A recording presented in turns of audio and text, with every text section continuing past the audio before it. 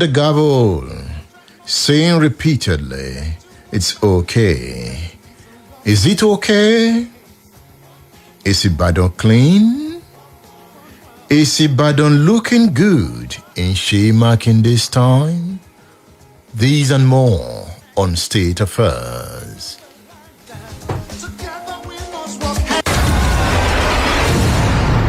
State Affairs with Edmund Obilo is live. State Affairs. State Affairs with Edmund Obilo.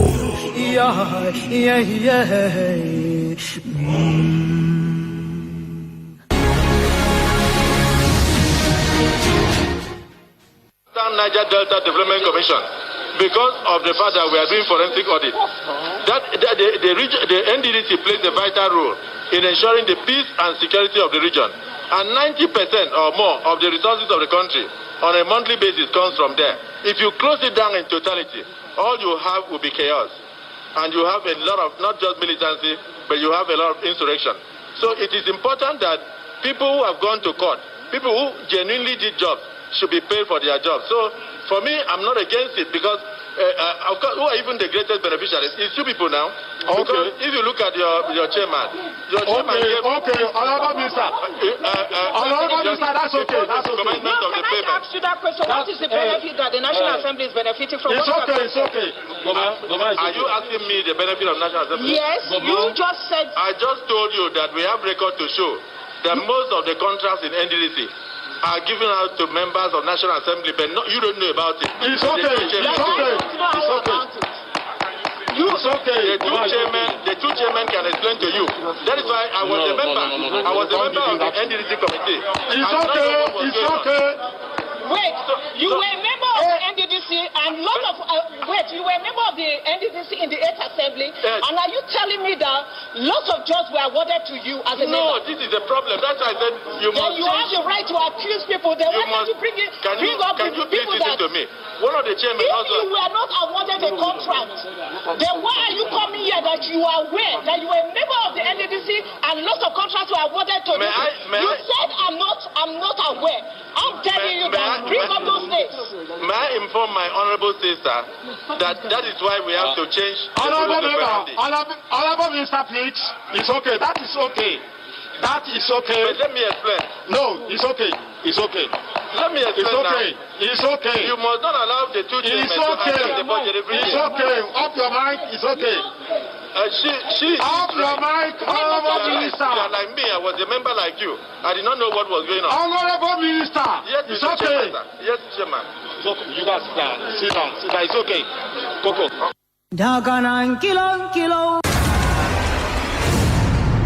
State Affairs with Edmund Obilo is live. Africa, I'm talking about the Great Lake region. Down the Sahel, all is not well. And when I talk about the Sahel, I describe it as a volcano spitting fireballs in West African countries. From Mali to Burkina Faso, stretching to Chad and Niger, with an epicenter in the Lake Chad Basin covering the northeast of Nigeria. Multiple armed groups and national armies, as well as local militias, engage in violent conflicts that drive poverty. When in 2012 Mali descended into a war, the governance architecture in Africa was again called to question.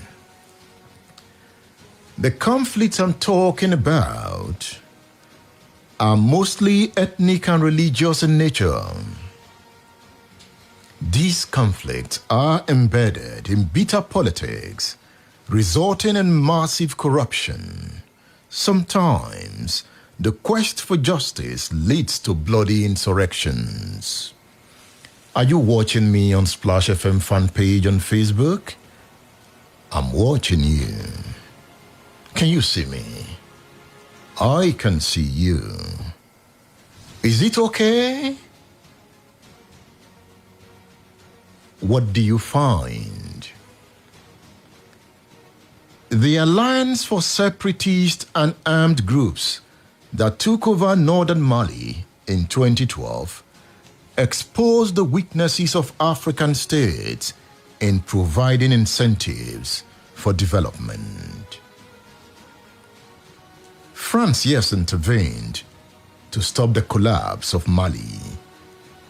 But the conflict has spread to Burkina Faso, Niger, Nigeria, Chad, and into the Sudan and Eritrea in the Red Sea.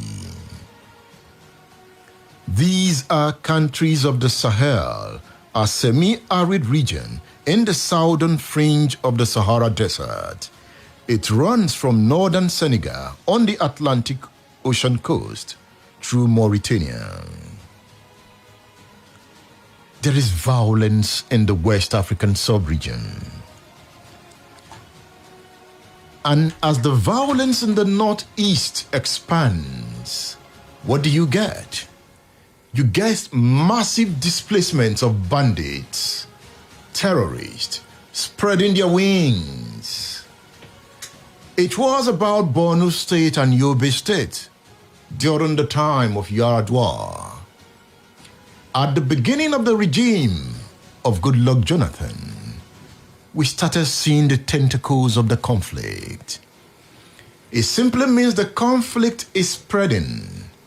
Today you talk about Kaduna State. You talk about the killings in Kaduna, the killings in Benue. You talk about the wars of attrition in the plateau, in the Mambila zone. What do you see? You see a Fulani gang shooting from one spot to the other. That's not what I see. I see a Sahel engulfed in violence. Remember, Burkina Faso, Mali, the Lake Chad Basin. As it moves into the north central, take note, it comes closer to the southwest. As violence intensifies, displacement intensifies, arms move into different regions. I hope you understand. It is not just about the Fulani. The West African region descends into violence. What are you doing about it? Your pain, my pain. Hey, the Radio Man is on radio.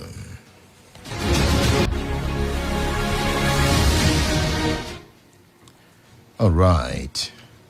I'm talking about violence. Dr. Bosade Ogulano, it's good to have you on State Affairs. Thank you very much. Good morning. How do you do? Very fine, thank you. Are you fine? Are you really fine? I'm fine. I'm fine. Thank God. Okay. There's a lot to be done. We always thank God, even when we are sad, right? That's it. Modupe Oyetosho, it's good to have you on State Affairs. Thank you for having me. Good morning. You ran into a swampy water recently. You were kidnapped. Yeah. You were kidnapped while coming from your farm, very close to Lanlate. Yes. Tell me, how did it start? I stay on the farm Mondays to Fridays, and with my fiancé. He's operating a processing factory not too far from my farm. So he goes to his own processing factory, and then, but we were both staying on my farm.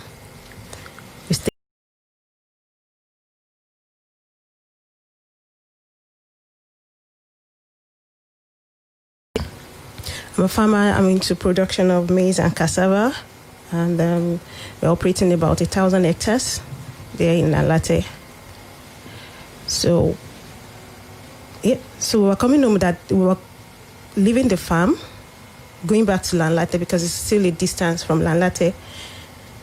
So that day he came back from his own factory. He had gone because he just employed about 12 guys. So he went to open an account for them.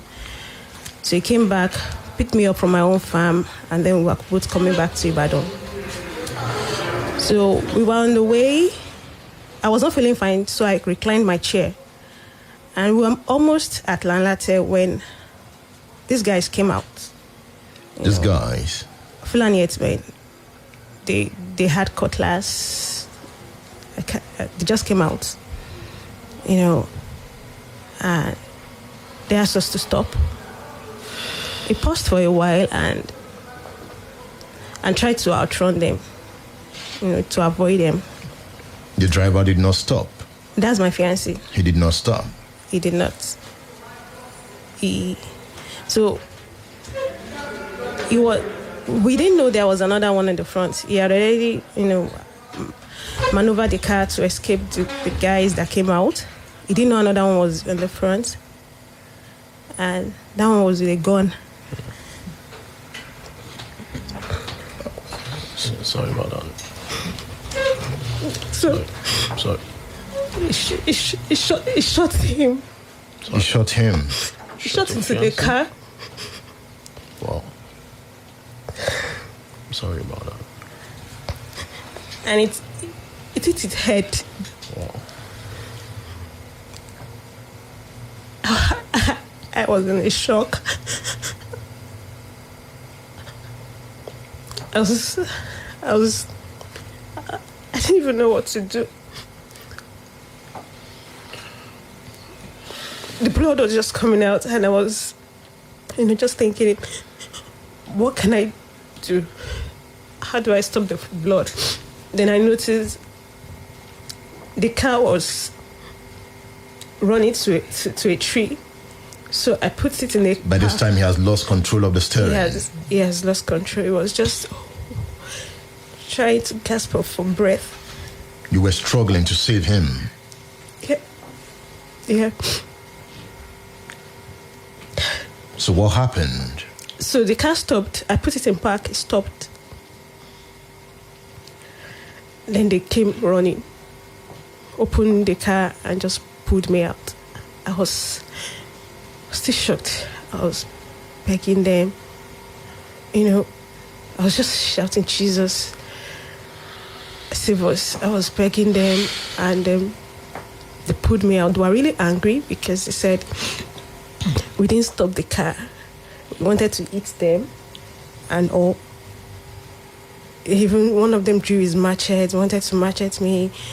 So they stopped. Were they speaking English? No, they were speaking Yoruba.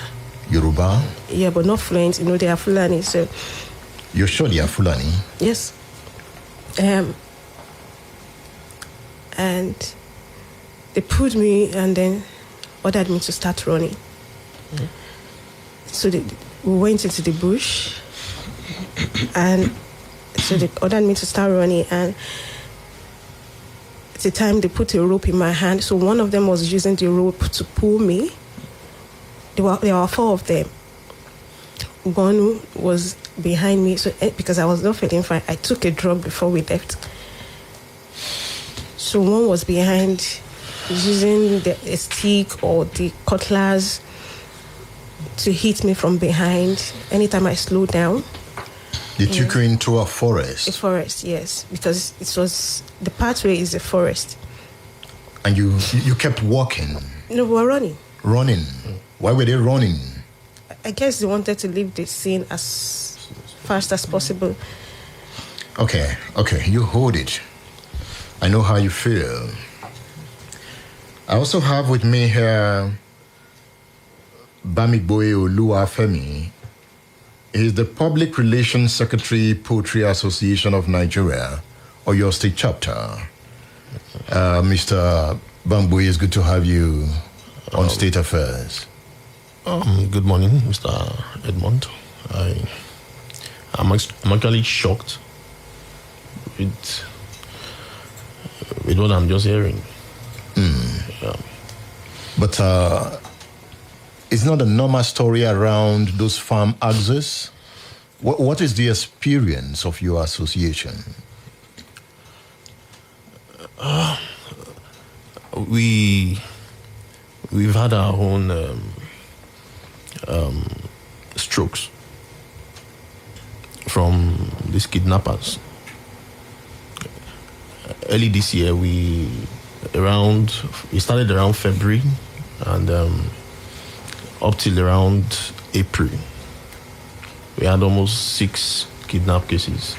6 kidnap cases? More than 6, maybe about 10. How? Can you break it down? At different locations.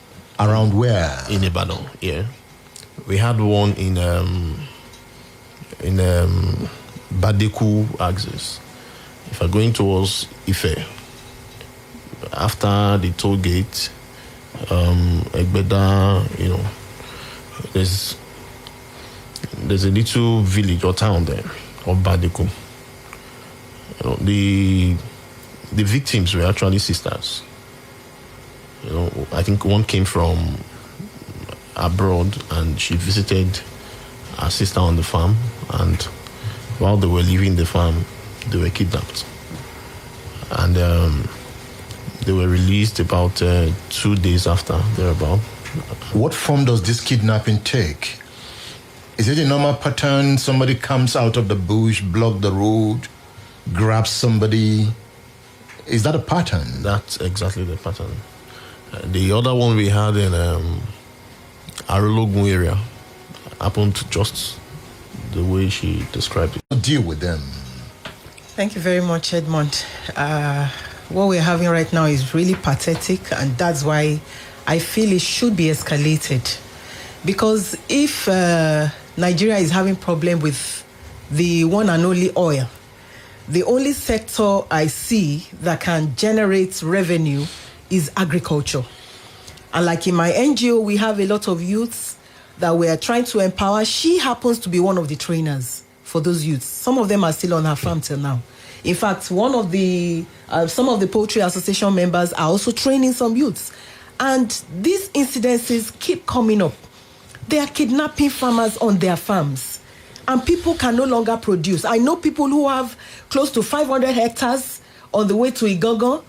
I mean, a member of the PAN also told me he had some land in Okeogun. He cannot go there because everybody is scared of being kidnapped. So what happens to our investments? If we are looking for foreign investors, there are investors in this our state that can turn over a lot that are even there on the farm. Look at what she's saying. Over 1,000 hectares of farmland. No.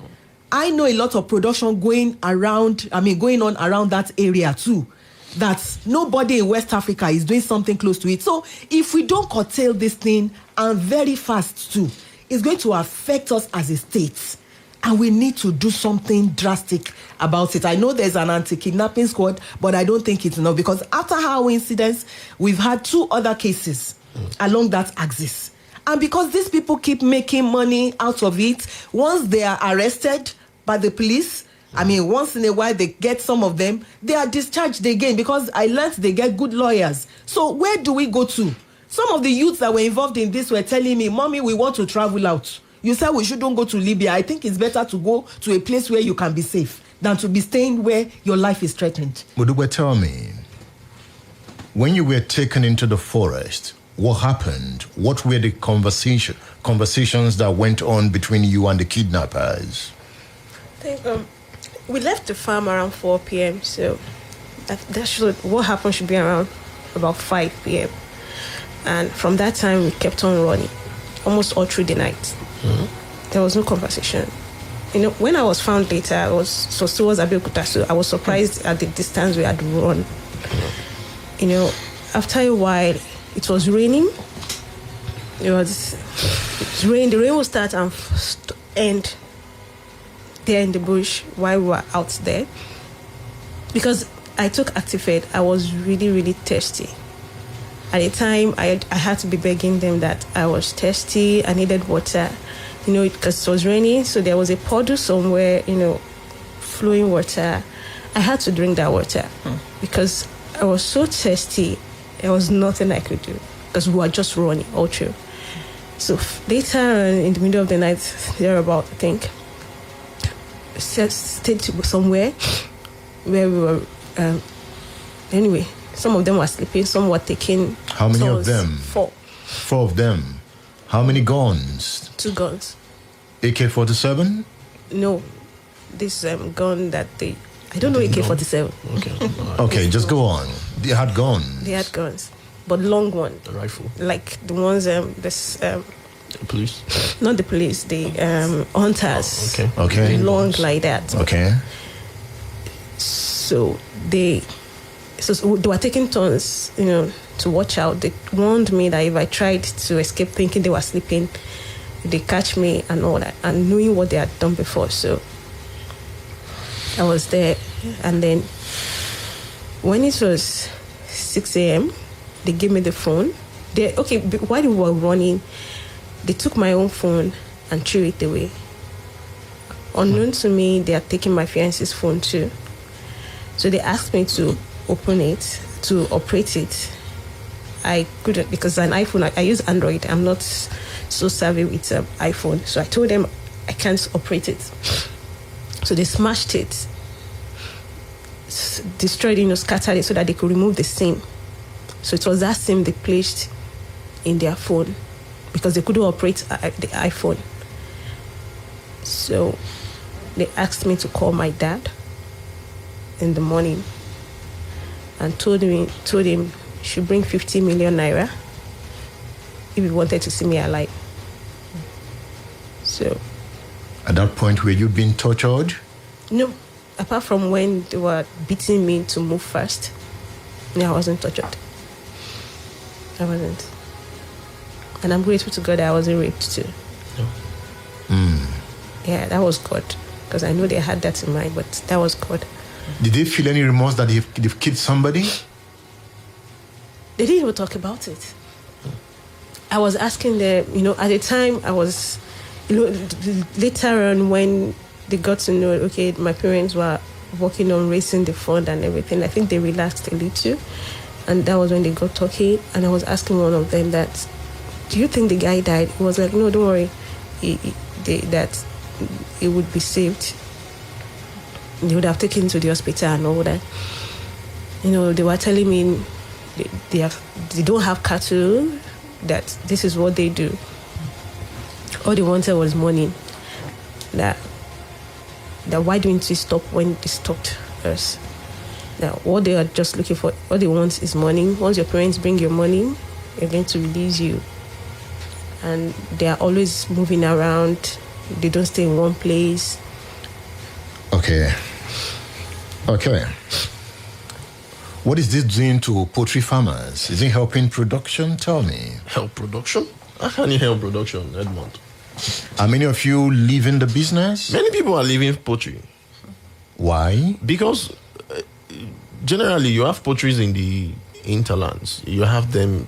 You can't do poultry in residential areas. In most cases, you see bushes all around. You see forest. You have to just go into the forest to site your farms. So there is no way people are running away from the business. Yes. Have you complained to government as an association? We have. As a matter of fact, in April we had a protest. So because of the COVID-19, the social distancing and the rest of them, we had the protest in BCOS, the compound of BCOS, and it was televised. Newspapers, they published it. What did you complain about? Incessant kidnapping. We need the government to come to our aid. And let me tell you the truth. Poultry Association of Nigeria, or your state branch, has taken a step. You see, we found out that the security of lives and properties in this state and in general in Nigeria is no longer in the hands of the government. They don't know what to do. They don't know what to do. They don't know what to do. They don't understand it. They don't understand it, Dr. They don't understand it. They don't. I think we, the populace, may need to put up some word of advice on what they need to do. For instance, what I saw in her own case was that these kidnappers, in fact, they said it, They are not afraid of the police, but they are afraid of the vigilantes. I knew at some point there was going to be the institution of this Amotekun. I don't know how far they've gone. They are on it. They are on it. But I think that thing should be ready by now.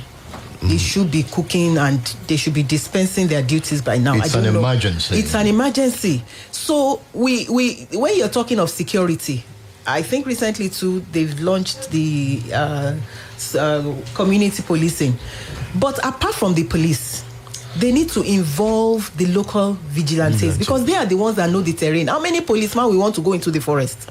In every area, you have people living in those areas. I've been to her farm a couple of times, and of course, like 40-50 minutes drive into the bush. And you have hamlets in those areas. People are living there, so they know when strangers are roaming or parading. The vigilantes in those areas know when strangers are around, and they can do something. So government should go in to meet with those people and see what they can do.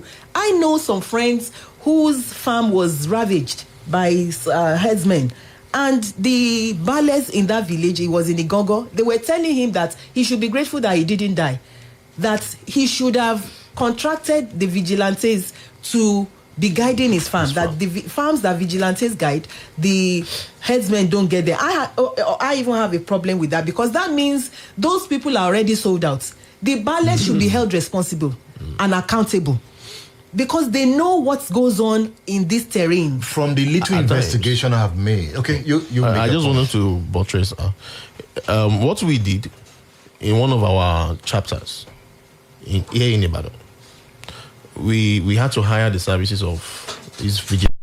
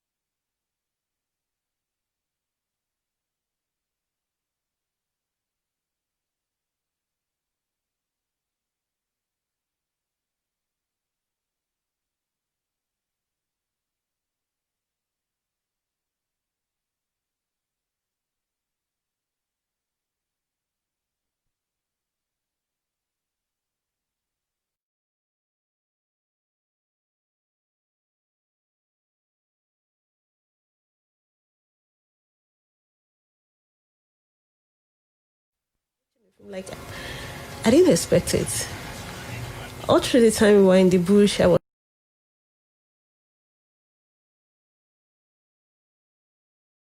farmer, a young lady, that generation of Africans that have decided to take the bull by the horn. She decided to be a farmer. You can see her. Watch out on Splash FM fan page on Facebook. Mudupe, will you go to farm again?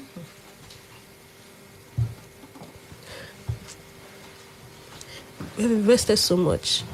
So much. And thank God for my team. They're all graduates. You know, my staff. I was surprised. Yeah, not all of them had the courage to go back. They resumed back a week after. Because this is a planting season. This happened last week? 2 weeks. 2 weeks ago. Yeah. They resumed back because that's when we can see that change happening. And so when this happened, at the time I was thinking, who sent me? Like, why can't it just be?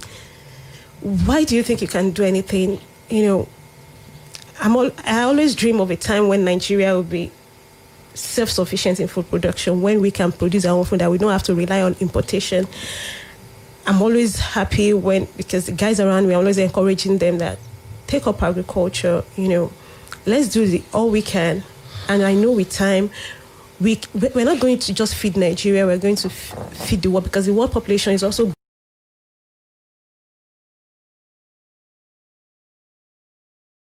to feed the world. That's the idea. We will feed the world. Modupe, okay? That's when things change. We will conquer. So no, I know I have to go back. Not because, but because I've failed many times starting up, and I don't want this to break me. I'm still working on it. I'm still working on it, but it's still scary. But I will go back. She will go back. I will go back. She wants to feed the world. This will not break her. It will not break her. We'll be back after this break. Don't go away. Sorry.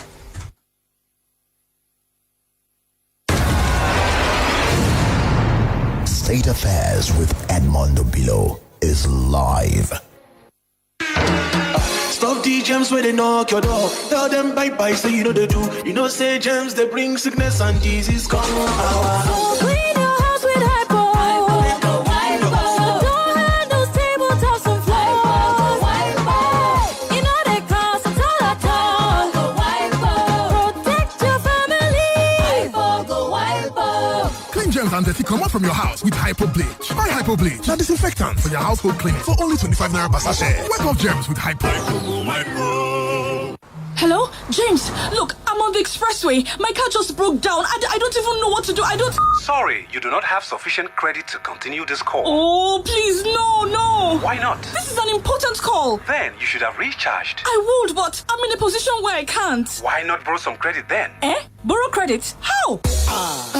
With Glow Borrow Me Credit, you can borrow airtime and pay later. It's easy. Just dial *321# and follow the instructions. Wow, that's fantastic. Glow is always there for you when it matters most. Sorry, James. As I was saying, my car just broke down now and I have no help here. Talk now, pay later with Glow Borrow Me Credit. Glow Unlimited. Smooth. But how I do my thing. Smooth. Brewed longer for a smooth taste for Niger Kings. Be a king. Hello there. Is it your dream to live and work in Canada? If your answer is yes, then your dream is about to become a reality. All you need to do is just be a part of your Fit Canada travel program. That is why you're enjoyed to be a part of the big league and realize your dream of living and working in Canada. Let the masters take up the job for you. Visit your Fit Fly today at Success House, Block 8, Plot 15, 7 Up Road, Oluyole Main Estate, Ring Road, Ibadan. Or better still call 070-6275-9762. Website yourfitfly.com for the dream of your Canada permanent residence to come into fruition. You Fit Fly is the key. You Fit Fly says, stay safe. Stop the gems where they knock your door. Tell them bye-bye, so you know they do. You know say gems, they bring sickness and disease. Come on. So clean your house with Hypo. Don't handle tabletops and floors. You know they cause a all. Protect your family. Clean germs and dirty come out from your house with Hypo Bleach. Buy Hypo Bleach, now disinfectant for your household cleaning for only 25 naira per sachet. Wipe off germs with Hypo.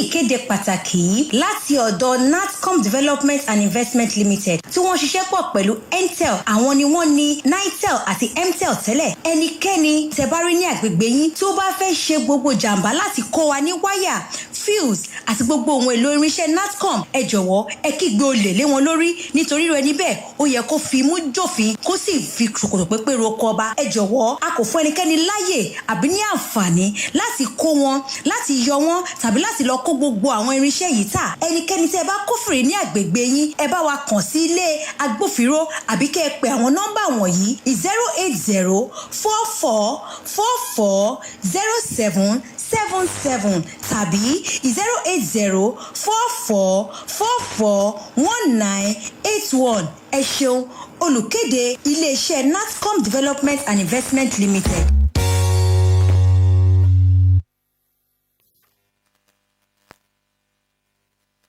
Splash FM 105.5. State Affairs with Edmund Obilo is live. Stay tuned.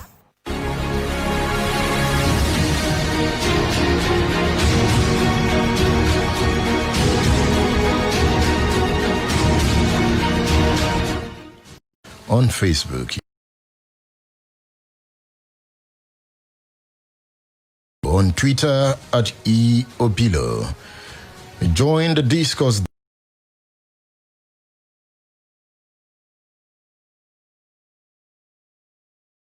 Call the numbers 080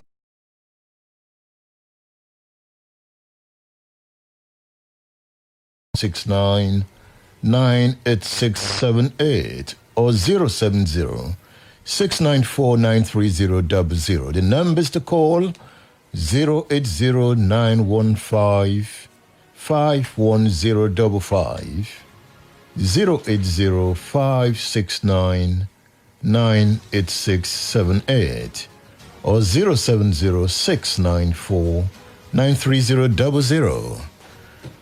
Modupe was recently kidnapped on her way back from her farm around Lanlate.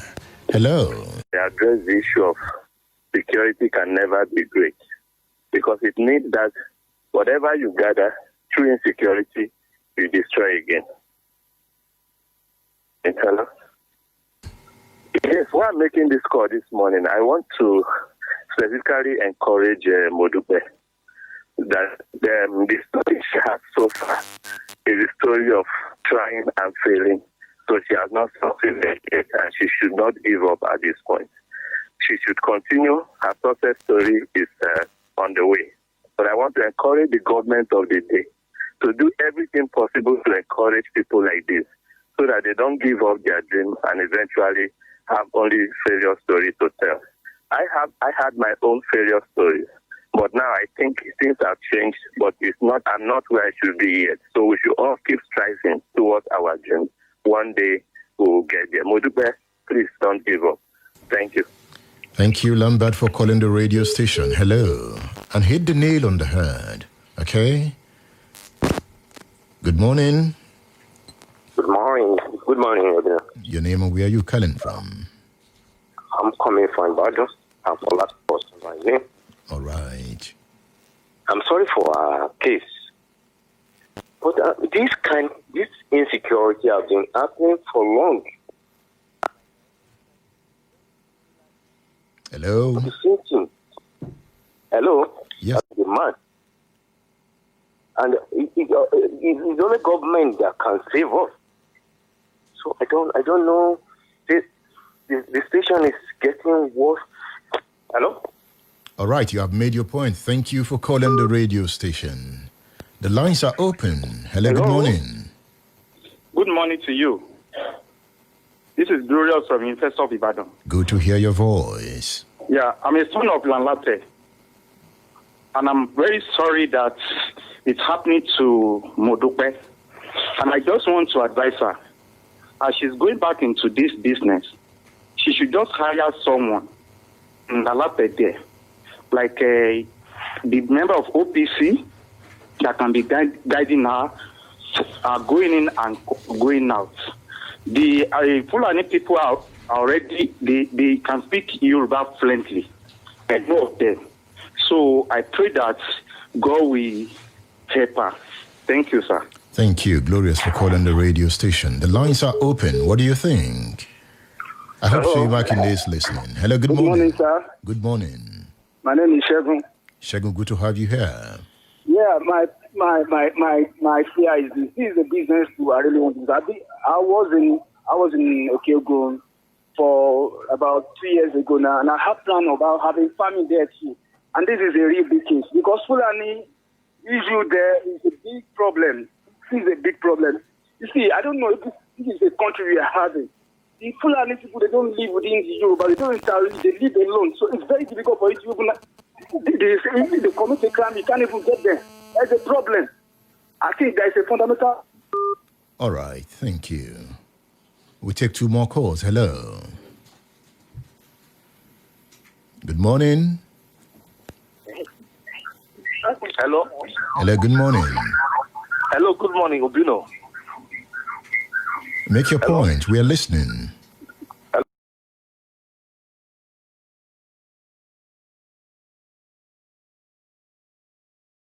Yeah, I'm calling from Ibadan right now. It has happened. This issue has happened about 4 years ago to me. It's only got out of safe. I'm traveling from Ibadan to Shaki for a program. So I'm getting to Anubrat Road. So we just saw the government that come out from the bush. They park a long motors. There is no security. Over 4 hours. So what we need to do is to find out how we are going to cope with all these issues. Because we don't want it to rampant. All right. Thank you. Thank you. We don't want it to rampant. Thank you. Modupe, how were you released? They told it was a Saturday, so it was difficult for my parents. Nobody keeps money in the house again. So my parents were trying to raise the money, and then they asked for. They were telling me that if my parents have not been able to raise the money, it's probably because they are trying to contact the police, and they are just lying. So they became agitated. They were so sure your parents had the money.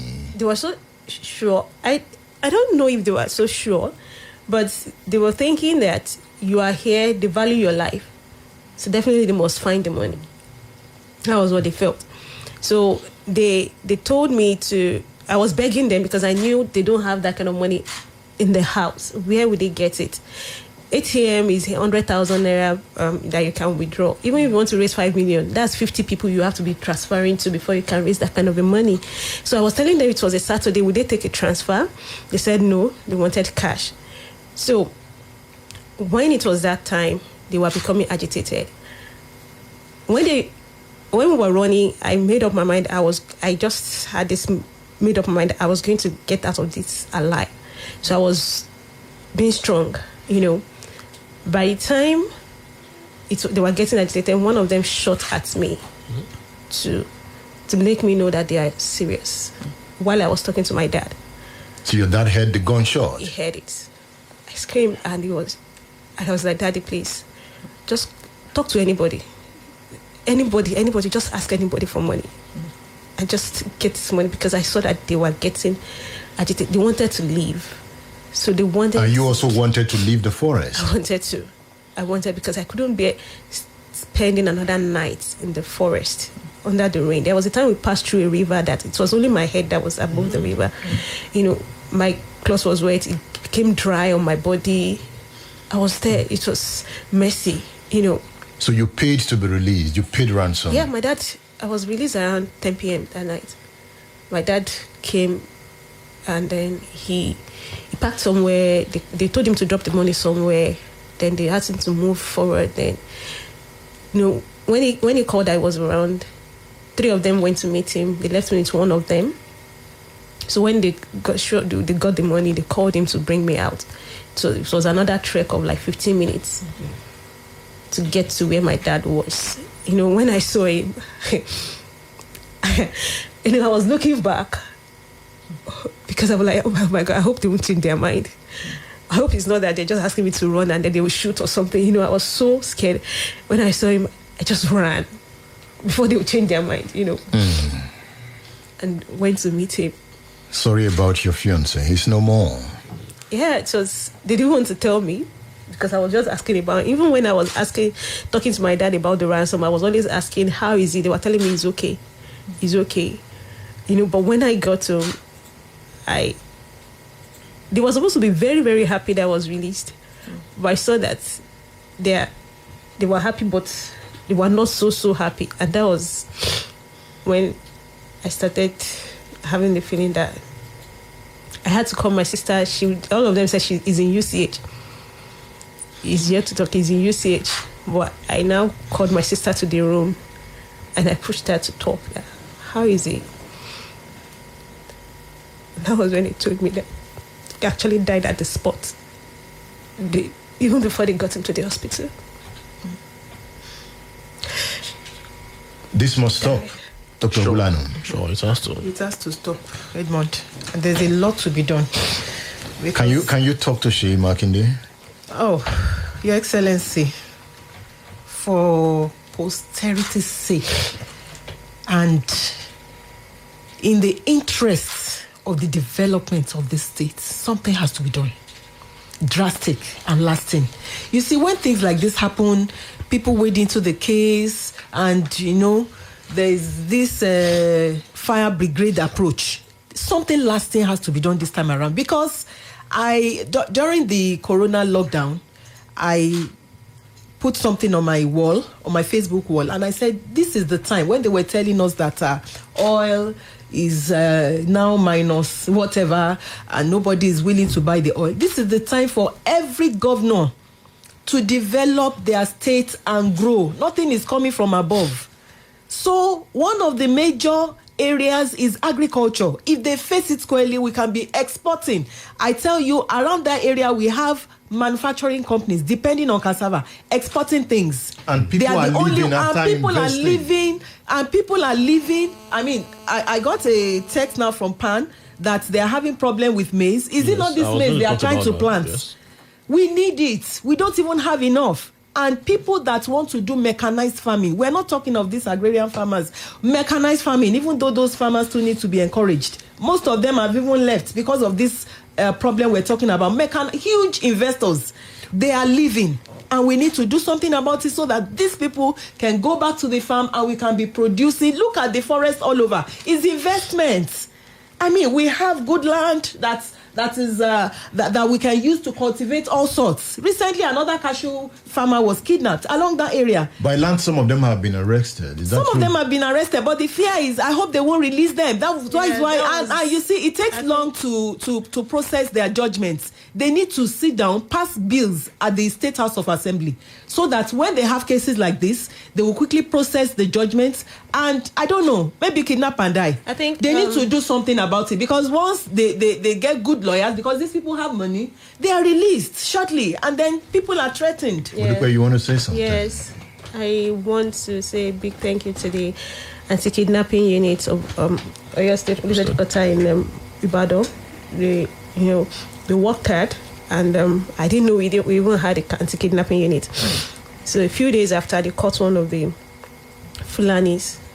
But one of the things they were saying, and that's one of the things that gave me courage to really come out about, because I wasn't going to talk about this, was that they said they get good lawyers.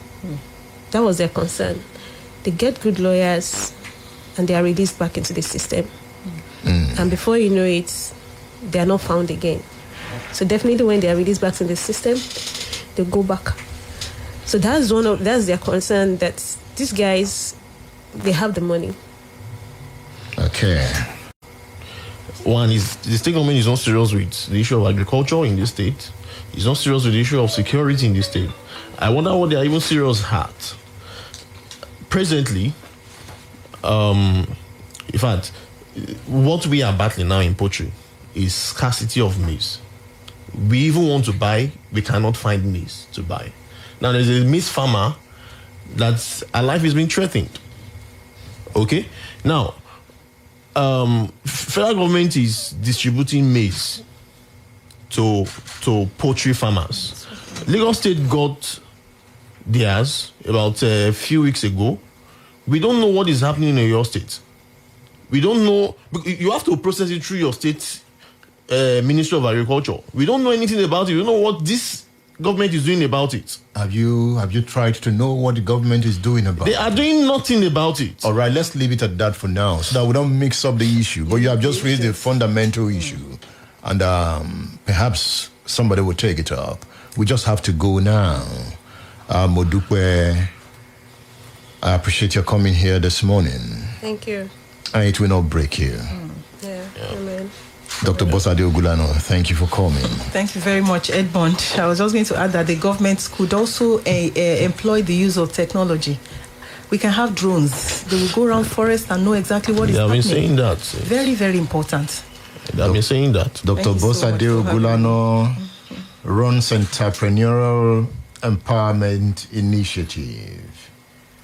And Modupe Uyetosho is a farmer, a young farmer. Together, will build a new Nigeria. And I thank you, Bamigboye Oluwafemi, for coming. Thank you for having me. Bamigboye Oluwafemi is the Public Relations Secretary of the Poultry Association of Nigeria. State Affairs with Edmund Obilo.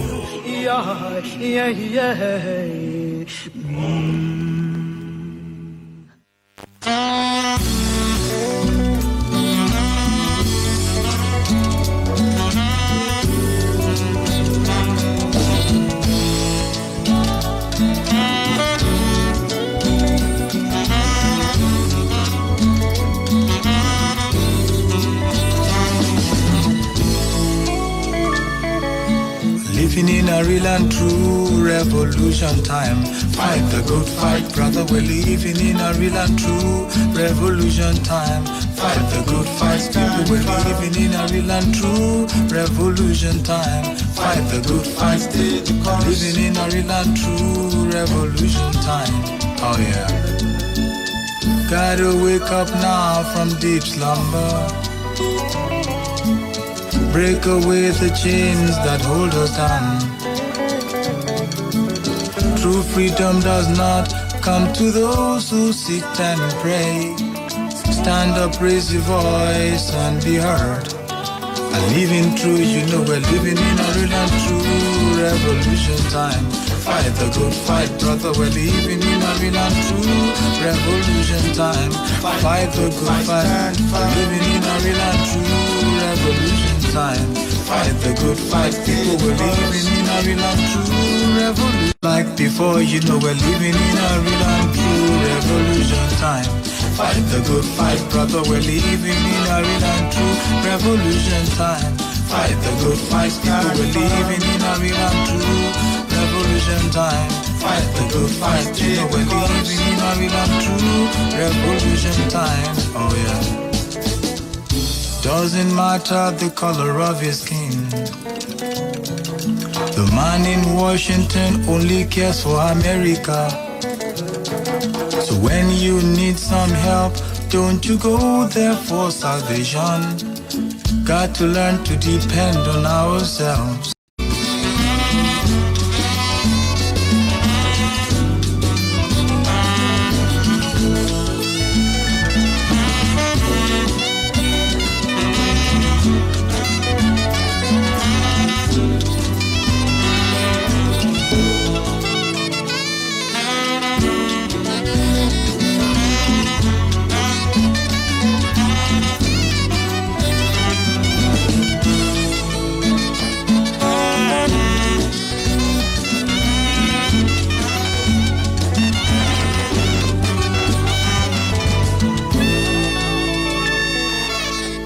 Gotta wake up now from deep slumber.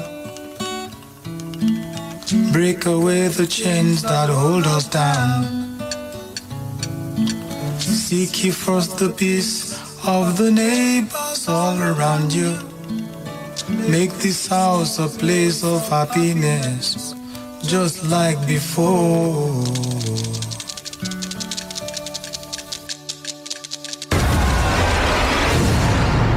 State Affairs with Edmund Obilo is live. Is Ibadan looking good in Seyi Makinde's time? Bashir Olarawaju, it's good to have you on State Affairs. Thank you very much. Nice to be here again. Bashir Olarawaju is the Permanent Secretary, Ministry of Environment and Natural Resources, Oyo State. I also have with me this morning on State Affairs the Chairman, Environmental Task Force, Oyo State, ACP Ujomo Francis Yemi. Good to have you on State Affairs. Good morning, and I'm happy to be with you once again. Why do we need a police officer to police the environment? Well, a police officer is needed because by virtue of his training, he knows how to enforce all laws and our rules and regulations on sanitation, on hygiene, on pollution, on emission control and everything. A police officer is trained to enforce all rules, regulations and constitution. 2, when it comes to prosecution, a police officer is equally empowered to prosecute. And 3, by virtue of the training of the average police officer worldwide, and Nigerian police officers have excelled outside Nigeria. They know that they must respect fundamental human rights. So they know their limits, even though some of them are lawyers, some of them are not, but they are wigless lawyers, all of them. So they know their limits when it comes to human rights. And that's why we brought in a police officer. And lastly, to show the seriousness of the exercise. And he's doing it on full time. Full time? With others, yes. Now, why is this task force coming at this time? Thank you very much. When Excellency Governor Seyi Makinde was sworn in last year, he called us and told us, selected permanent secretaries and directors, relevant officers from local governments and the state. He set up a committee, another committee, under the chairmanship of the head of service. He directed us to look at the sanitation situation in Oyo State generally and on how to improve on the sanitation situation and hygiene. The committee submitted this report. And what we submitted them was, I was a member from information. What we submitted them was that we need to do more advocacy, sensitization and mobilization. We need to dust our books. We needed to enforce. We needed to make facilities available for the common man. And we needed to carry people along. His Excellency accepted all except strict enforcement. What he accepted then was mild enforcement. His Excellency's belief was that if we carry out enough mobilization and sensitization, that people will readily comply with the laws. Are you doing that now? We did that from June last year to March this year before COVID problem set in. Did they comply? They don't. They did not and they do not. Few people complied. And during the mobilization and sensitization and advocacy meetings, virtually everywhere we went, virtually every stakeholder we met told us that without enforcement, there won't be success. Now we are doing it now. Now we have ACP Ojomo here. Are you ready for this task? Thank you, Mr. Obilo. As usual, I'm always ready for any assignment given to me. And any assignment given to me will be discharged effectively so that the people will know that we are serious. How do you intend to make the people know you are serious?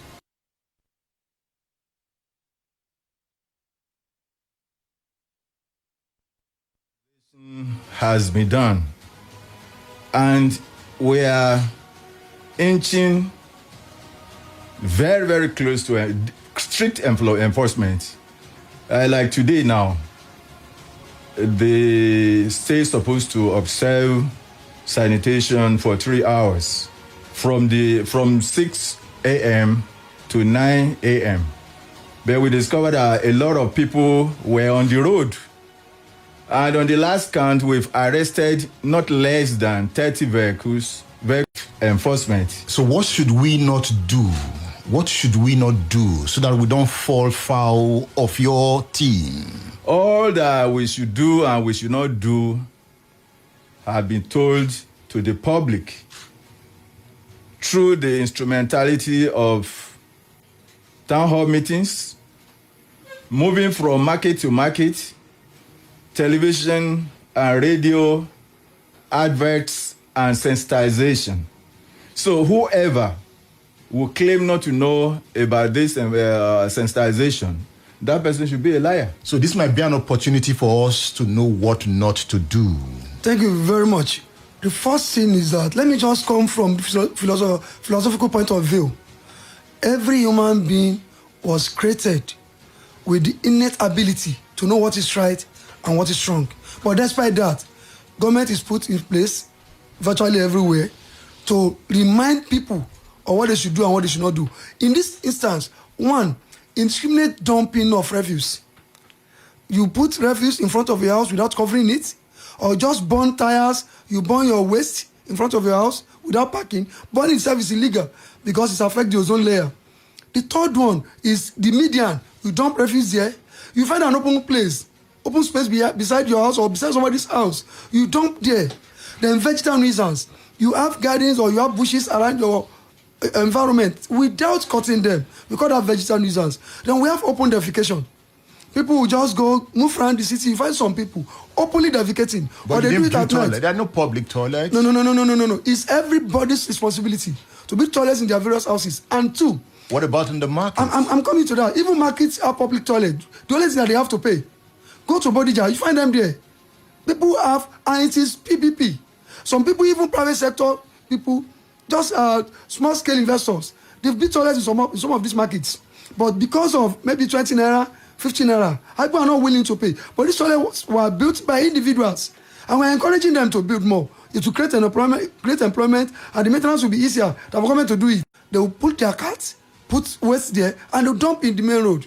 Whenever anybody is arrested at that, they will take us to the source. We arrest them, and we'll get the owner, the person that generated the waste. We get them arrested also. So when people are arrested, what are the fines? What are the punishments?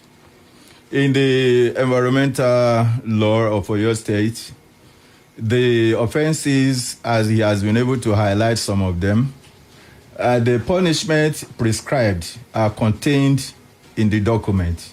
So the tribunals that will be working with us will know the appropriate fine to impose on offenders. So there's a tribunal. Yes, we have 6 environmental tribunals already in place. And the offenses could be categorized into 3. Sorry, the punishment in courts now, because they are not meant to be punitive. So they could be categorized into 3. The 3 could be combined, and any of the 3 could be used. 1, fine, ranging from 12,000, 15,000 up to 200,000, depending on the gravity. 200,000? Yeah, depending on the gravity. What will I do? If you fight those who are trying to enforce the law, assault has come in, battery has come in, obstruction has come in. Is there prison term too? I'm going there. That's the second. That's the last one. The second one is community service. We'll take you to a dump. We invite journalists with their cameras. Then we have reflective jackets.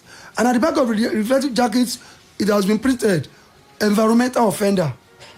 It has the back. So they will show your face, show your back. It's like, we call it shaming and community service. That's after you have been sentenced by the tribunal. After you have been sentenced by the tribunal.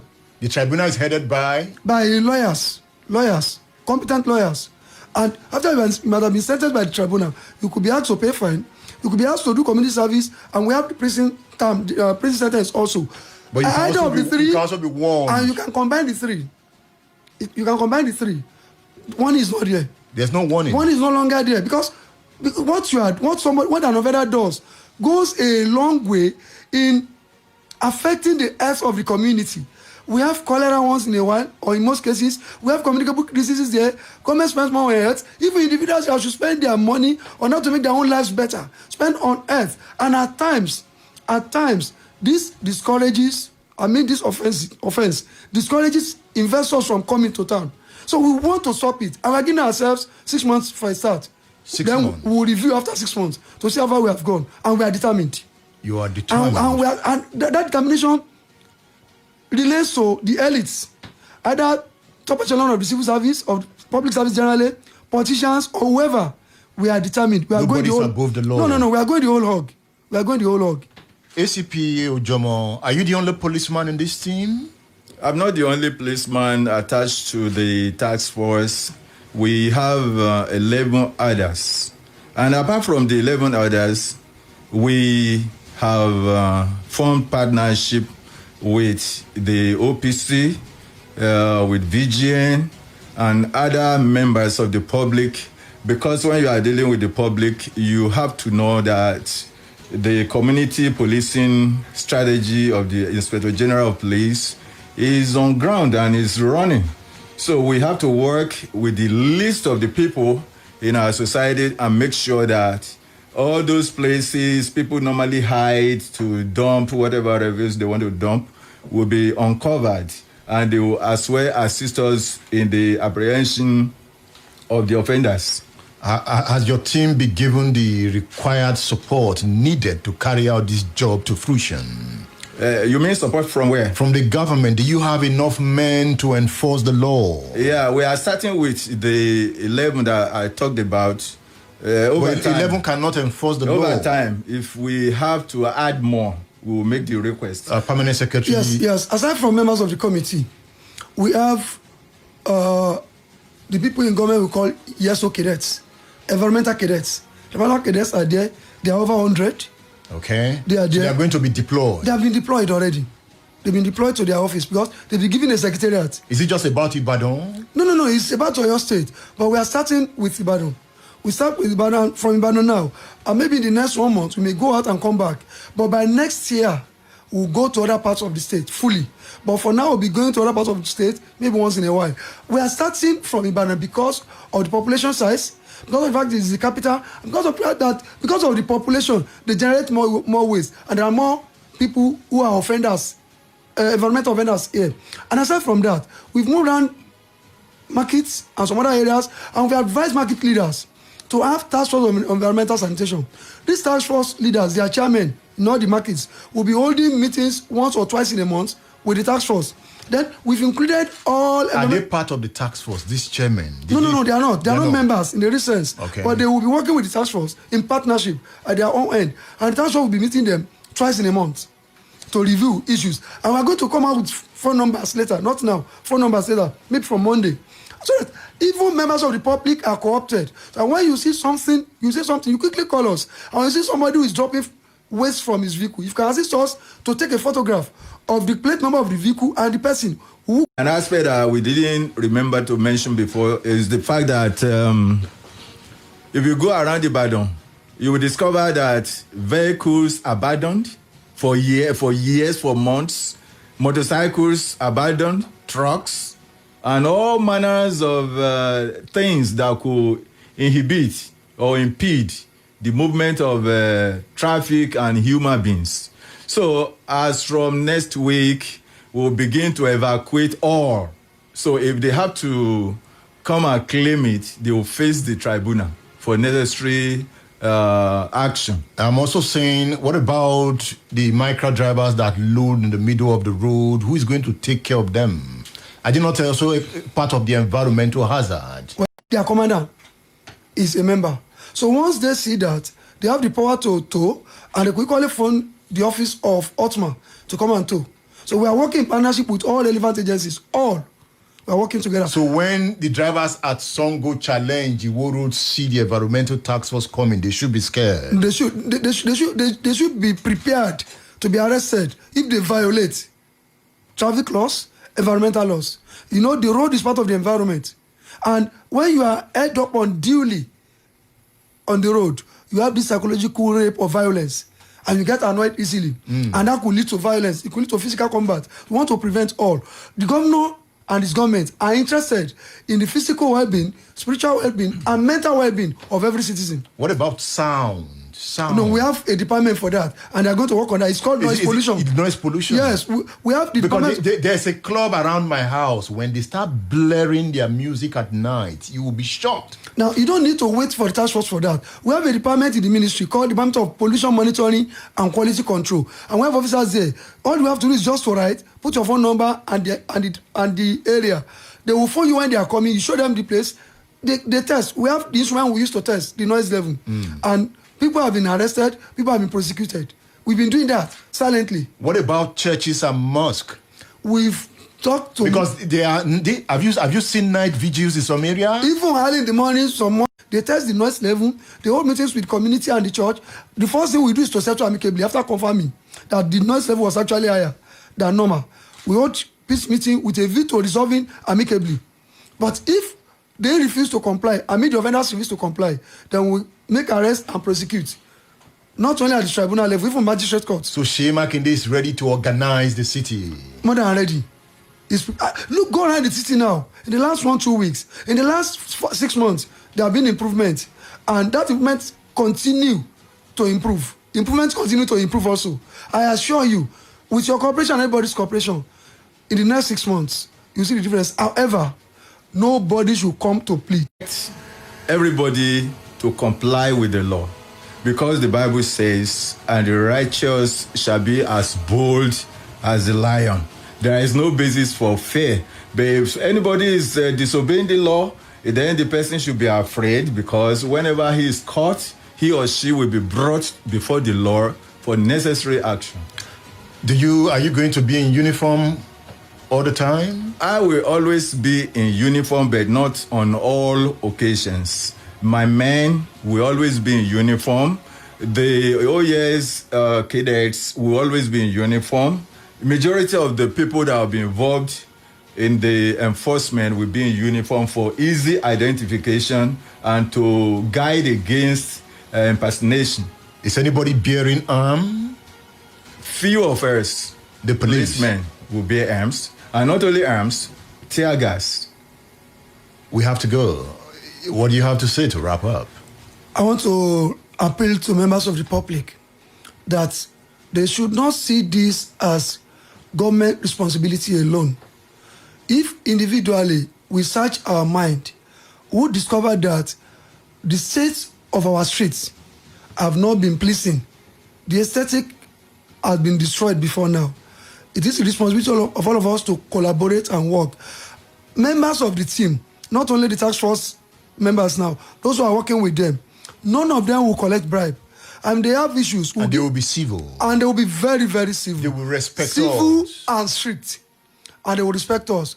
And I want to advise members of landlord and resident associations. We're introducing sorting or segregation from source from next month, towards the end of next month. On Wednesday, 10 a.m. in the ministry, we'll be meeting with the leadership of interested landlord associations, 2 per area. What we want to do is we'll be giving them nylon bags, waste nylon bags, free of charge, that they will be using to pack non-biodegradable waste, like plastic bottles, real bottles, cans, those things that cannot decay. So we will be packing them separately. They will be separating them from source, so that scavengers will stop disturbing their peace and destroying their environment. We'll be packing all this straight to the dump. And why do we still need scavengers? No. You know, scavengers are illegal. They are illegal, but they contribute a lot to the nasty medium we have here. When you pack your waste outside, they come when you are not around. They upturn everything, searching for things that. But it's an economy. Have you gone to this? Have you seen Bola? That's what I'm telling you now. That we have organized them now. Okay. We have organized them into 4, and they have their own chairman. And we have promised them that if they remain on the dump site, we'll be packing all these things in waste baskets and we'll be in waste nylon, packed already and neat, and we'll be giving them. They'll be taking them free of charge. We'll be giving them. So we want to assist. So you can start segregating your waste from source. So if any landlord association is interested, Wednesday 10 a.m. they will meet at any compensation. No. For now. To encourage them. No, not now. But later, once we have enough investors, we will encourage investors to go straight to the users. To those who generate waste and buy from them. Is waste wealth? Yes, but what we are doing now, let me say, we call it from generation to recovery, not to dumping. No, generation to recovery is an empowerment method, is a way of creating wealth, and it equally generates income for a lot of people. And I know people, because we have made contact in Lagos, and even here in Ibadan, around Odono, around Ingod area, around Emi area, I know people there who are millionaires from what people mistakenly called waste. They become millionaires. So it is the business of all of us. Let's work together, and we assure you will be civil. We assure you our state will be better for it, and we assure you have more money in your pocket because you spend less on communicable diseases. And we appreciate you all. Dr. Bashir Olarenwaju, thank you for featuring on State Affairs. We appreciate your giving us the opportunity.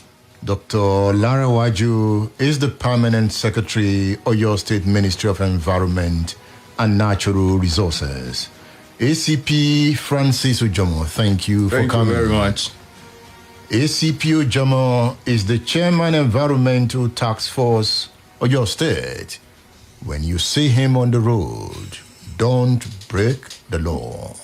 I am Edmund Obilo. I'll be back after this break. Don't go away. State Affairs with Edmund Obilo is live. Splash FM 105.5.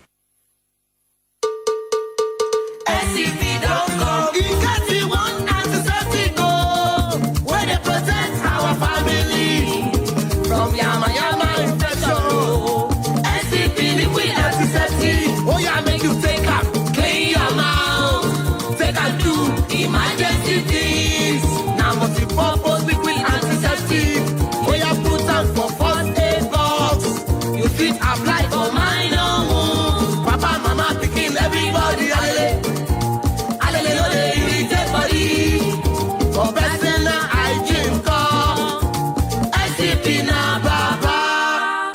International Pharmaceuticals PLC. They do MCP. Now the protection we every home need.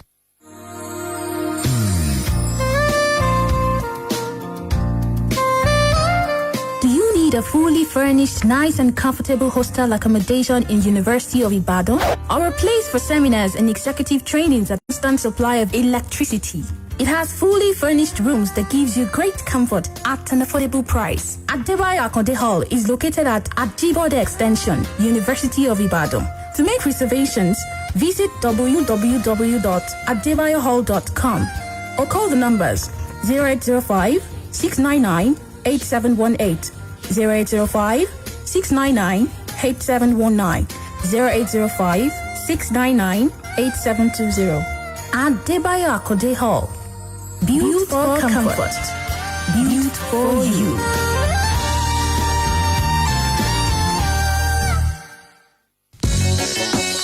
Here is the list of excuses that will no longer be accepted.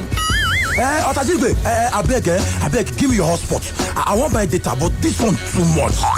Please, could you put your Wi-Fi on? I'm out of data and the recharge card seller has closed. Oh, I would have recharged though, but I can't find my wallet. Please, I've got cramps and I can't get up. Can you share your hotspots? Oh no! Don't know where my internet token is and I need to quickly buy data. Please, could you share your hotspot till I find it? Hey, Jumbo, I will buy data, but that recharge card seller need to ever get change. How good one?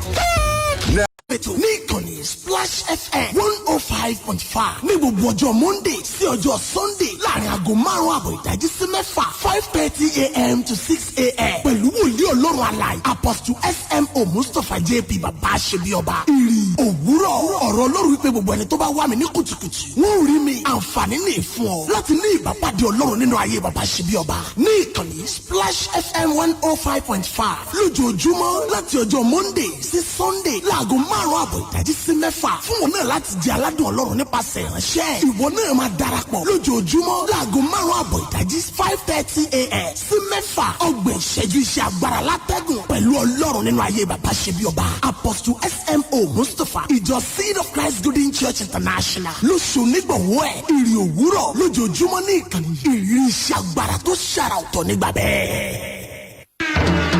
Stop the gems where they knock your door. Tell them bye-bye so you know they do. You know say gems they bring sickness and disease come our house. Clean your house with Hypo. Don't handle tabletops and floors. You know they cause a all. Protect your family. Clean germs and dirty come out from your house with Hypo Bleach. Buy Hypo Bleach, now disinfectant for your household cleaning for only 25 naira per sachet. Wipe off germs with Hypo.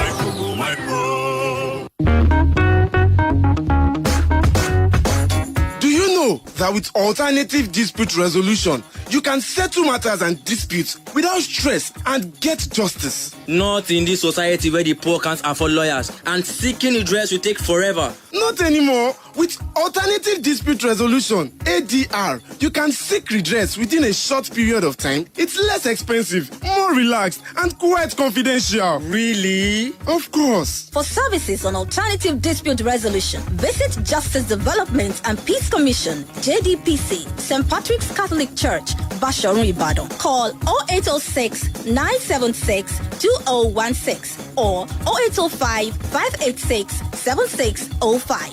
Email jdpcibd@gmail.com. This message is supported by Miserio, Germany. Splash FM 105.5.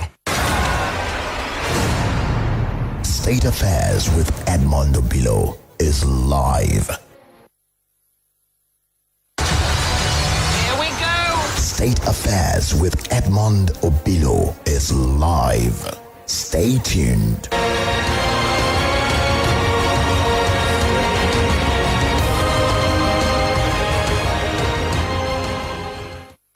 Then why are you coming here that you are aware that you are a member of the NDDC and lots of contracts were awarded to you? You said I'm not aware.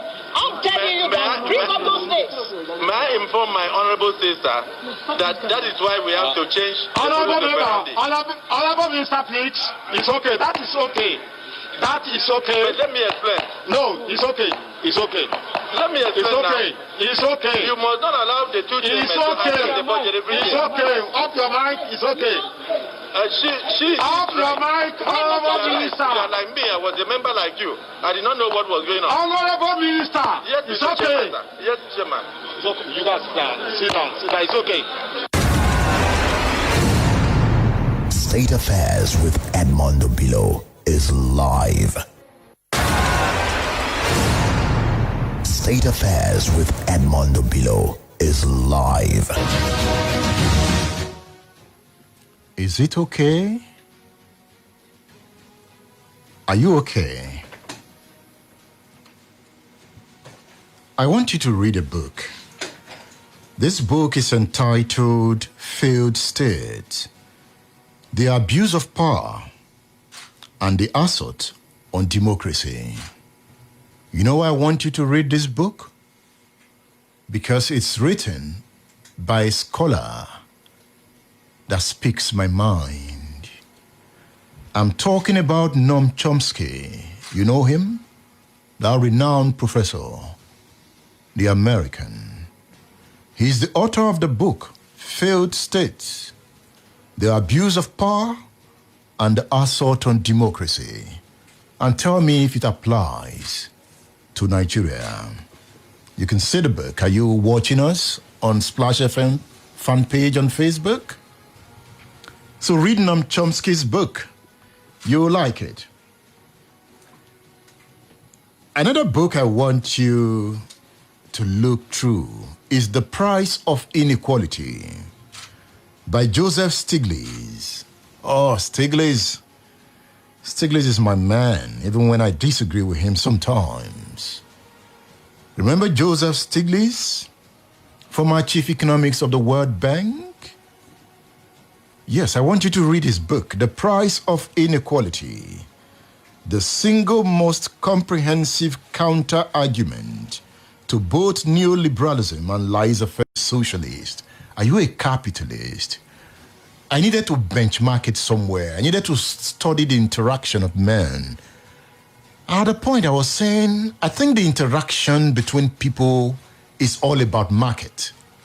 So what makes somebody a socialist or capitalist is who controls market. That is just the difference. But there is market, so who controls market? How has neoliberalism fared in Africa? You need to read Joseph Stiglitz. Have you seen this new book entitled The Switch by Kunle Jimba? I wrote the foreword of the book. Let me see. It's a new book.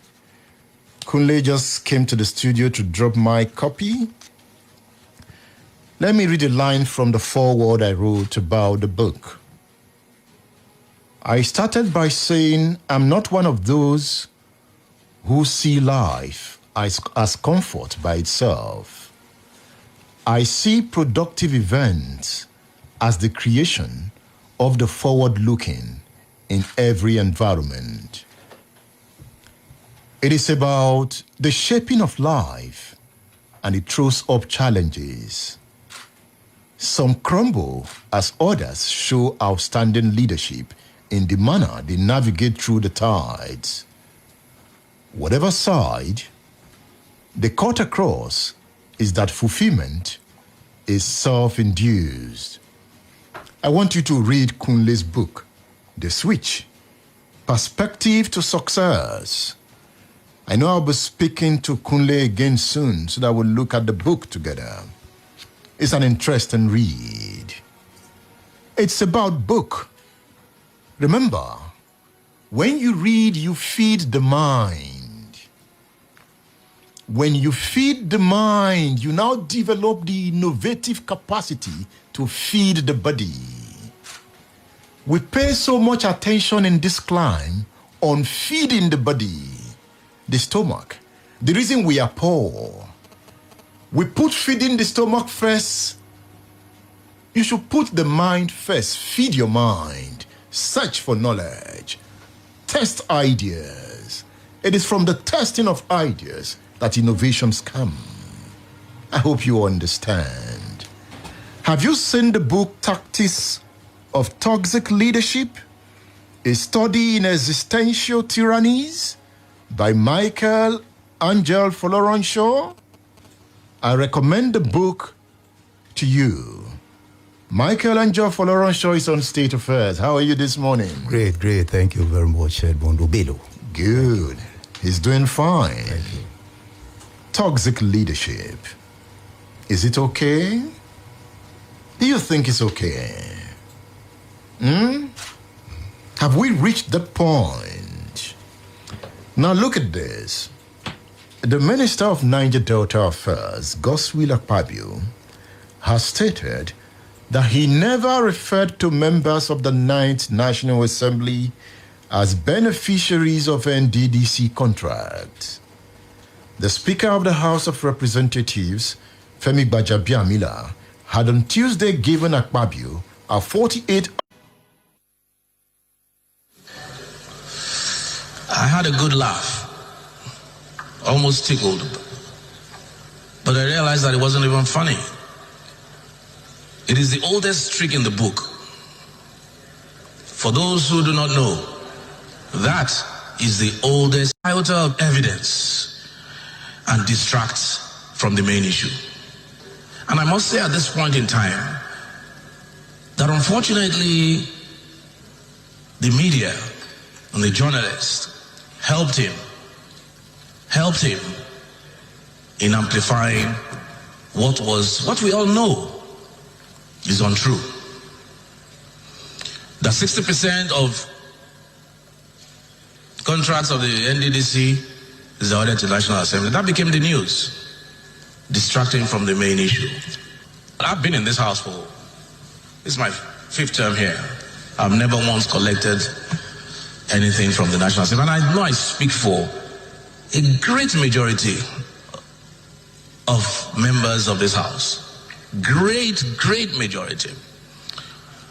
And because of that, I will take this matter and this allegation and accusation very serious. And I will give the minister 24 to 48 hours. And Clark, I want you to back this up with a letter from this house.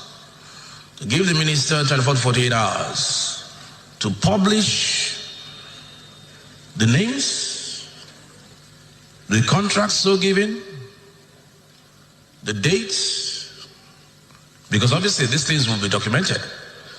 Unveil the companies of the 60% projects that were given to members of the National Assembly.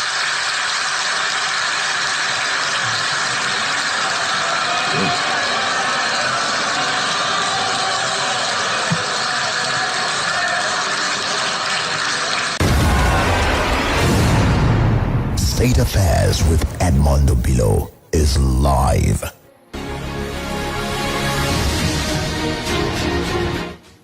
Chief Funsho Abiri is on State Affairs. Chief Abiri, good to have you here. Thank you very much for having me.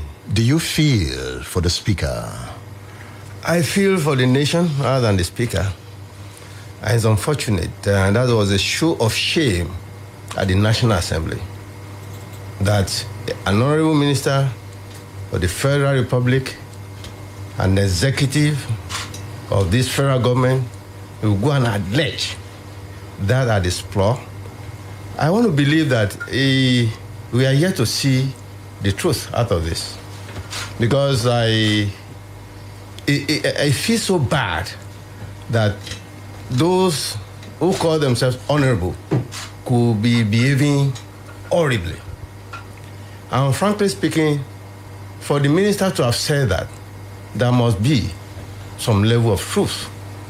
And that should be seriously investigated in such a way that the backing out of the honorable minister now, because of the 48 hours threat, I think should be well investigated in such a way that we will have to find out the 60% members or members' companies that have benefited from the contracts in question.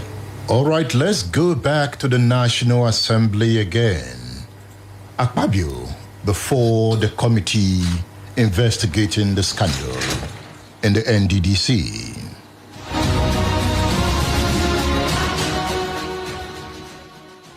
Niger Delta Development Commission, because of the fact that we are doing forensic audit, the NDDC plays a vital role in ensuring the peace and security of the region. And 90% or more of the resources of the country on a monthly basis comes from there. If you close it down in totality, all you have will be chaos. And you have a lot of, not just militancy, but you have a lot of insurrection. So it is important that people who have gone to court, people who genuinely did jobs, should be paid for their jobs. So for me, I'm not against it because of course, who are even the greatest beneficiaries? It's two people now. Okay. Because if you look at your chairman, Honorable Minister. Honorable Minister, that's okay. That's okay. Can I ask you that question? What is the benefit that the National Assembly is benefiting from? It's okay, it's okay. Are you asking me the benefit of National Assembly? Yes, you just said. I just told you that we have record to show that most of the contracts in NDDC are given out to members of National Assembly, but you don't know about it. It's okay. It's okay. It's okay. It's okay. The two chairmen can explain to you. That is why I was a member. I was a member of the NDDC committee. It's okay. It's okay. Wait, you were a member of the NDDC and lot of you were a member of the NDDC in the 8th Assembly, and are you telling me that lots of jobs were awarded to you as a member? No, this is the problem. That's why I said you then must. You have the right to accuse people. Then why don't you bring up Can you please people listen to me? One of the chairmen if also. you were not awarded a contract, then why are you coming here that you are aware that you were a member of the NDDC and lots of contracts were awarded to you? You said I'm not aware. I'm telling you that. Bring up those names. May I inform my honorable sister that is why we have to change. Honorable Minister, please. It's okay. That is okay. That is okay. But let me explain. No, it's okay. It's okay. Let me explain. It's okay. Now. It's okay. You must not allow the two chairmen to accept the budget every year. It's okay. Off your mic. It's okay. Dio, I hope your mic is on. Don't turn it off. I think it's okay. I'm okay. You're okay. Oh. Assess Akpabio there. Is that a drama? The elite dramaturgy is an unending thing. For a fact, I think that he has a particular information. If he had been given the opportunity to expatiate, just like the chairman was saying, he should hold on to it, trying to play or create a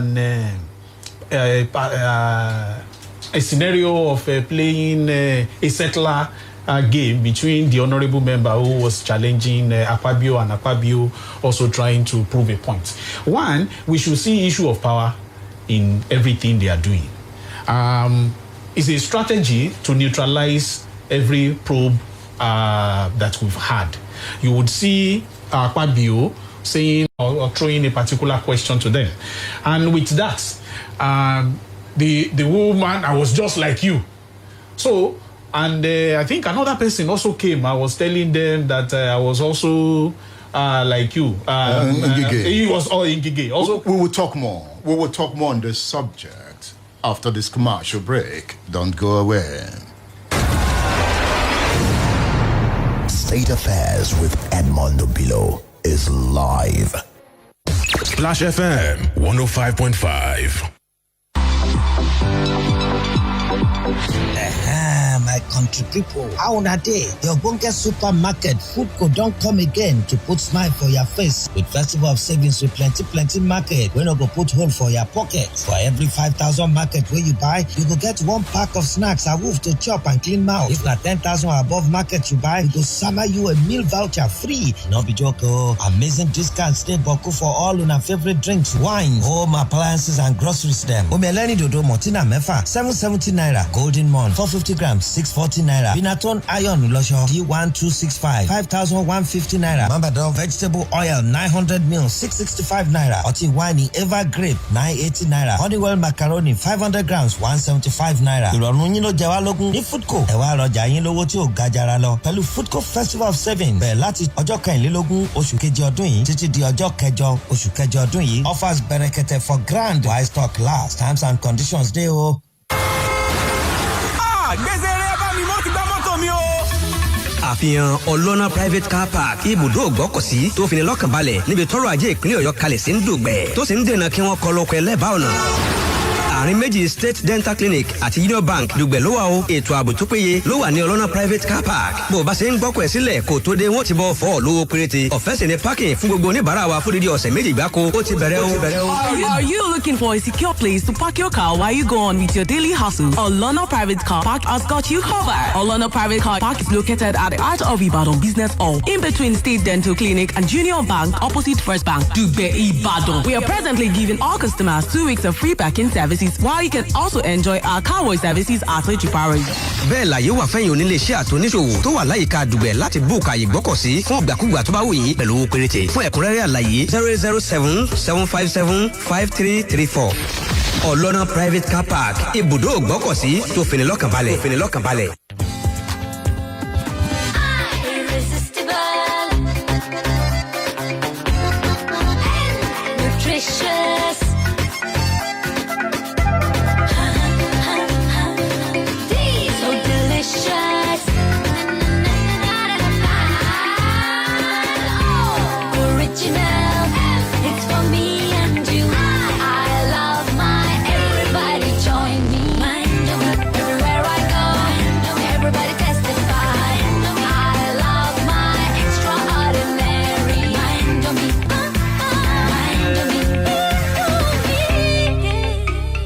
Indomie noodles, tasty nutrition, good for you. Hello, James. Look, I'm on the expressway. My car just broke down. I don't even know what to do. Sorry, you do not have sufficient credit to continue this call. Oh, please, no. Why not? This is an important call. Then you should have recharged. I would, but I'm in a position where I can't. Why not borrow some credit then? Borrow credit? How? With Glow Borrow Me Credit, you can borrow airtime and pay later. It's easy. Just dial *321# and follow the instructions. Wow, that's fantastic. Glow is always there for you when it matters most. Sorry, James. As I was saying, my car just broke down now and I have no help here. Talk now, pay later with Glow Borrow Me Credit. Glow Unlimited. Turbo boost your evening drive with the coolest choice of music. So if you get home, the gym, or wherever you're going, all the hits in the mix. You've got good vibes coming your way. Mondays to Thursdays, 5 to 10 p.m. on Splash 105.5 FM. And don't worry if you ain't driving. The Smooth Home Drive is just as good if you're sitting, walking, or cooking. After the hustle and bustle of the day, you deserve to reward yourself with a Smooth Home Drive. You get news updates, tidbits, traffic reports, games, drama, and music requests. Supercharge your evening experience with a Smooth Home Drive with Colade and Spice. Mondays to Thursdays, 5 to 10 p.m. on Splash 105.5 FM. Babe, Grain Smart. Is it a flavor? No, it's a special mix of vitamins and iron in Golden Morn. But I thought Golden Morn was made from maize and soya. Yes, Niger maize and soya protein fortified with Grain Smart, which means the right energy to think and do great things. Oh! Treat your family to the great taste and energy of Golden Morn. Eat up and carry go, because nothing do you. Golden Morn, make every day amazing. Splash FM 105.5. In the global village of conflicting ideologies and complexities, understanding systems and schemes through awareness and social reconstruction becomes expedient. They never told you how you offended them? I'm not on trial, so I can't go before Join the radio man, Edmund Obilo, on state affairs for local and international politics, security, extensive economic analysis, interviews, and world power play. Nigerians must choose the path they want to follow. follow the same looters and sponsors of violence who control the political structures or encourage the formation of a new leadership team. Be a global citizen and join the radio revolution on State Affairs. State Affairs with Edmund Obilo. Radio just got deeper.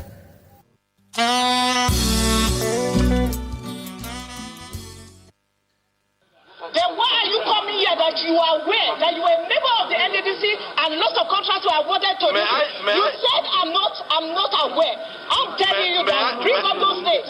May I inform my honorable sister that is why we have to change Honorable Minister, please. It's okay. That is okay. That is okay. But let me explain. No, it's okay. It's okay. Let me explain. It's okay. Now. It's okay. You must not allow the two children to attend the budget every It's year. okay. Off your mic. It's okay. She off your mic, Honorable Minister. You are like me. I was a member like you. I did not know what was going on. Honorable Minister. Yes, it's okay. Yes, Chairman. It's okay. You guys sit down. Sit down. It's okay. State Affairs with Edmund Obilo is live. Splash FM 105.5. Quick, charge at 240. Hot news, cool vibes, sports, and more on the Integrity Station.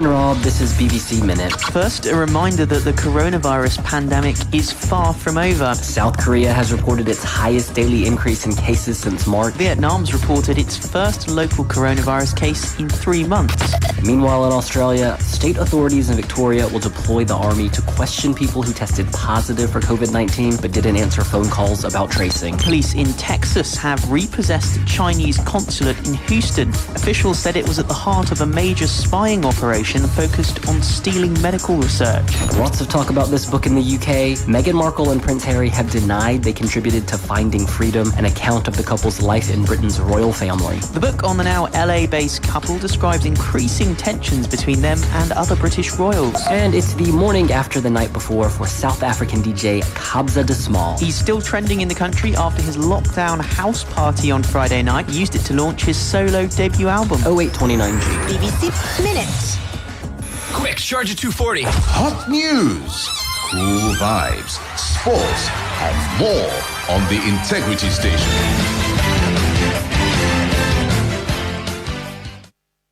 Splash FM 105. State Affairs. State Affairs with Edmund Obilo.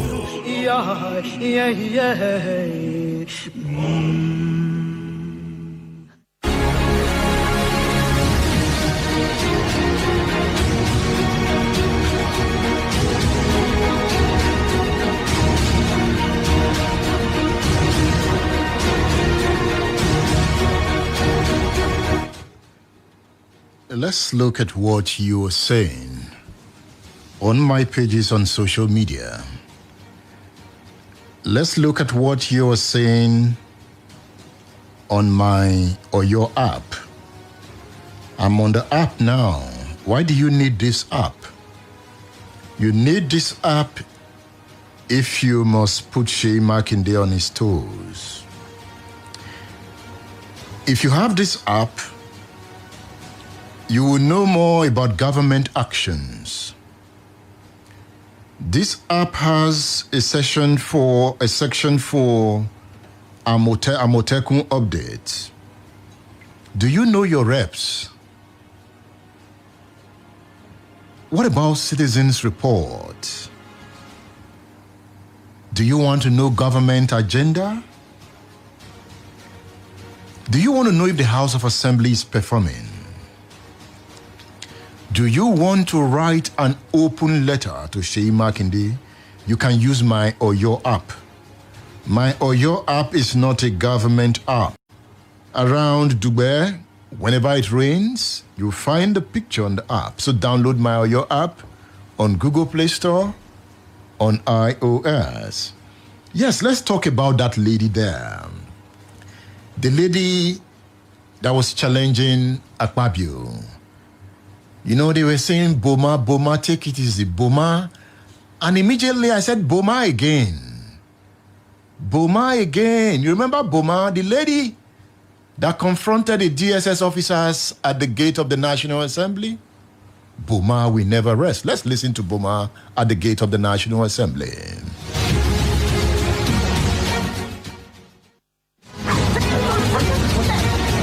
And Nigerians shall face you. I dare you to shoot this bullet. Go back to your station. You cannot come here and embarrass us and also oppress us here. The same people we are fighting for. Was it the same thing Jonathan did to Buhari? If Goodluck had done this, will Buhari have become a president? You cannot do this to us. You start shooting at us. Have you heard? Have you heard? You come here with back space. You come here with bullets in your DC to intimidate you. Enough is enough in Nigeria. Enough. Yes. Here we go. State Affairs with Edmund Obilo is live. Stay tuned.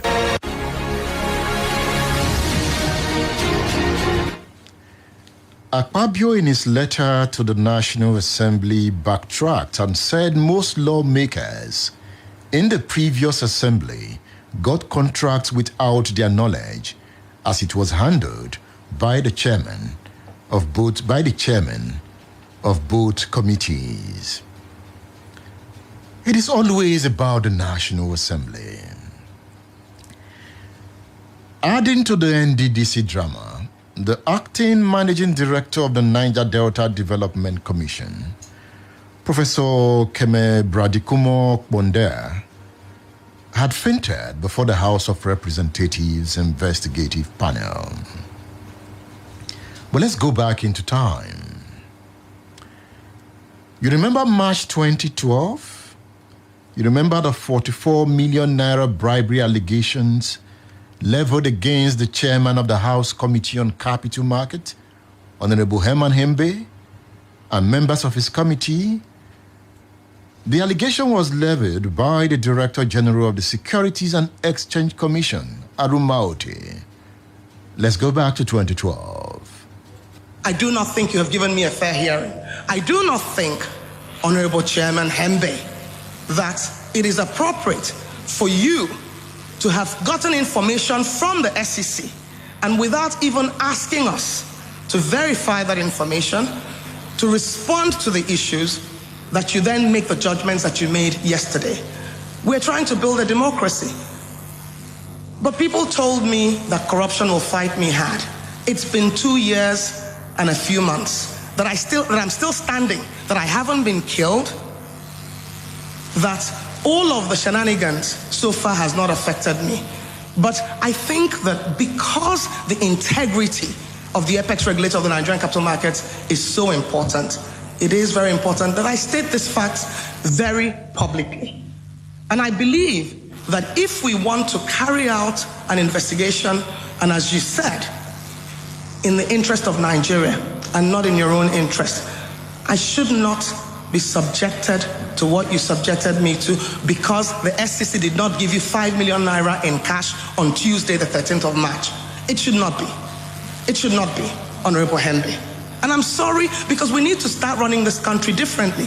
We need to start running this country differently. I cannot have had the auditable career that I've had. And you want to rubbish my personal reputation, the personal reputation of the apex regulators of the Nigerian capital markets. You have questioned my competence. You have made frivolous accusations of me of having done things that compromise myself and compromise the integrity of the organization that I'm the CEO of. State Affairs with Edmund Obilo is live. Aruma Ote is not done. She has more to say. When I accepted to take this job, I was told that when I fight corruption, that corruption will fight me back. But I could not have imagined that that will happen in the House Committee on Capital Markets. And now I question, Honorable Chairman, your credibility in carrying out this public hearing. The reason I question your credibility in carrying out this public hearing was that on October 20th, the SEC gave you ESTO code and a business class ticket to travel to an emerging market conference in Dominican Republic. Please tell the Nigerian people whether you actually went there. And this was in November. And please also tell the Nigerian people, if you didn't go, whether you have returned the monies. Regrettably. Now, the National Assembly is on the eye of the storm. A former chairman of the Independent National Electoral Commission, INEC, Professor Tahiru Jiga, on the 28th of May 2018, accused members of the National Assembly of seeking bribes to carry out their constitutional duties. Speaking while delivering the 2018 Democracy Day lecture at the International Conference Center, Abuja, Jiga said some chairmen of committees at the National Assembly are notorious for seeking bribes.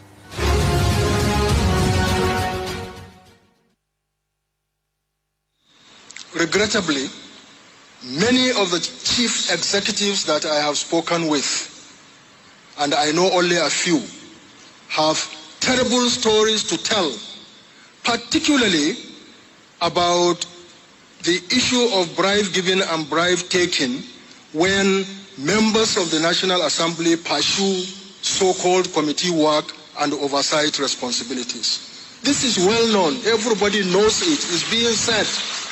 But nothing seems to be done about it. And I wonder what is happening to the intelligence and investigative responsibilities of our security and policing agencies. Some chairmen of committees in the National Assembly have become notorious on this issue of recklessly with impunity demanding for bribes. I'm back in the university system. I have heard stories from many vice chancellors about the horrors that they go through on questions of budget and so-called oversight. I am not saying that chief executives are saints, but all we are saying is that we must cast the searchlight so that Nigerians and particularly public office holders should have basic common decency and integrity in the ways in which they discharge their responsibilities. Because that's the only way we can make progress in this country. State Affairs with Edmund Obilo is live. Yes. We've heard from Tahiru Jiga. Mr. Michael Foloronshaw, can you call me now? Tell me, how does this make you feel? Thank you very much. People have been discussing the issue of corruption in this part of the world. And then I think it's better for us to categorize this corruption so that we will know what we're really talking about. When corruption gets to the advanced level of that high level, they call it grand corruption. And then you have petty corruption. And then, of course, that grand corruption, you use your office to influence something, to now bring about what they call privately regarding at the expense of the masses. Things that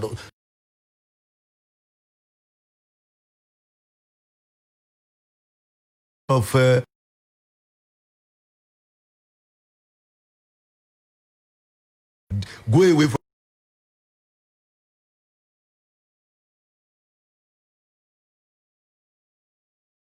then we'll just continue to be what they call circles. We'll just be circulating, and then there will be movement, but there won't be any motion. So what Jega is trying to say is that if you look at that National Assembly, I mean, I've done quite something on them, but you see what I want to call legislative courtism. Certain group of people will be there. If you go to the Senate, you see a kind of a gubernatorial courtism being cultivated there. So once something enters certain area, you keep short. The in-groupers versus the out-groupers. If you are not part of us, And then you want to say something, they kill the thing. So you just discover that people just be talking about this thing happening. Then how did these people get to power? You go back to their political party system. You look at the recruitment, leadership recruitment, which is one of critical functions of political party. How do they get there? You see them selling things. You see them, doing bebo rabo tabo. Bebo, you carry votes.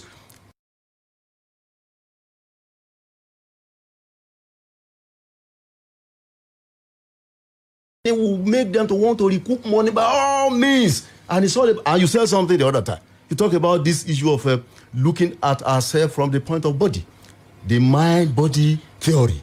And then when you look at the body, you are not looking at the mind, then there's going to be a problem.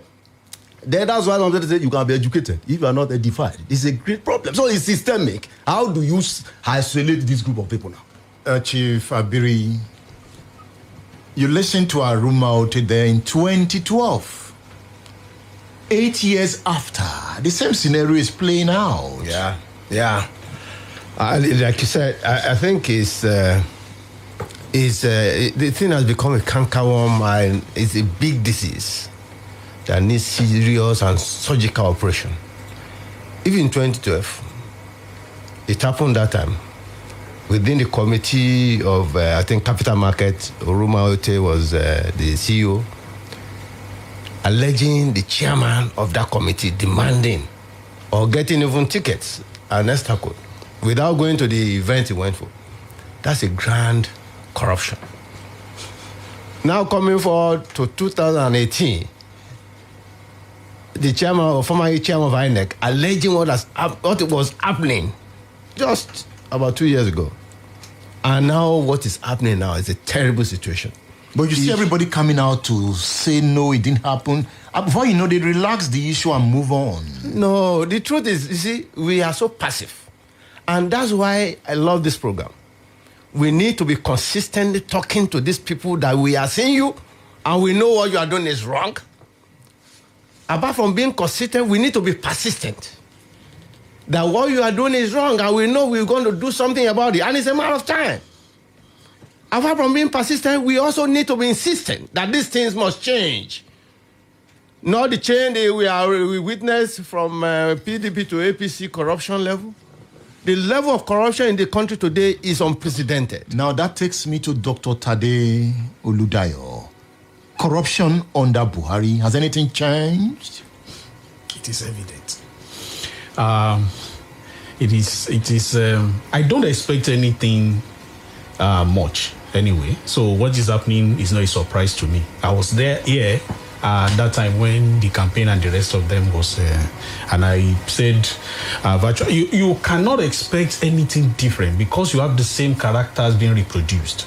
So if we are talking about 2012, how many of those honorable, in quotes, members were there in 2012? How many of them have returned? So there is, if you have a limited number returning or losing out during election, you have a betting change.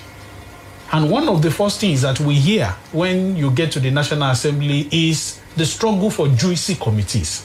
NDDC committee must be won. So that is the origin. I want us to listen to this before you come back. Let's listen to Cairo Ojubo. Cairo Ojubo there, the one that we have skit. Let's look at that. Let's hear what he has to say in that short piece. Cairo Ojubo here. Normally, once you have a contract in NDDC, it is like you have won a lottery. A contract that they will award to you in NDDC for 700 million. You can use 10 or 20 million to do it. State Affairs with Edmund Obilo is live. Stay tuned. State Affairs with Edmund Obilo is live. Normally, once you have a contract in NDDC, it is like you have won a lottery. A contract that they will award to you in NDDC for 700 million. You can use 10 or 20 million to do it. State Affairs with Edmund Obilo is live. That's the project manager of NDDC, Cairo Ojubo there. Did you hear that? Yes. It is not. That is why when we are talking, you also need to do a little backgrounding into how most of these commissions will come to be. The elite will agitate, use the identity of the masses suffering to elevate a particular campaign, and then project that as acting on behalf of the people. But at the end of the day, they get elevated to that particular position. You will see all of them are from the region. So insiders are the ones destroying the innermost part of that particular territory. And that is why there is no serious complaint from that particular zone. So they are serving the interest of those who have actually out, those who have benefited. So why is he backing out? No, because that is negotiation. The family affairs matter. It has to happen. And that is why if we subject it's okay to its symbolism, it is not only to placate or silence that particular moment. It is also saying that you cannot let more out because of the implication and disparate effect on the entire system. If you listen to Cairo Ojugbo in that interview, he gave information on reasons why the NDDC budget was not approved for 2016, 2017, 2018, because committee chairmen were insisting that the NDDC pay certain contractors before they approve the next budget. How do you break that down? That's a kind of corrupt practices. And then that one is a function of a dissolute mind. Mind that just think that everything in this life is just about material things. So just chop and give to your people and so on and so forth. So you see, go back to the systemic thing, cause-effect relation. Why should this thing be happening? Then it means these people, do they even believe in the project Nigeria? It seems it cannot be stopped. Because the amount you hear. Yeah. Because Cairo Ojugbo was talking about, at the point the chairman committee asked for 15 billion.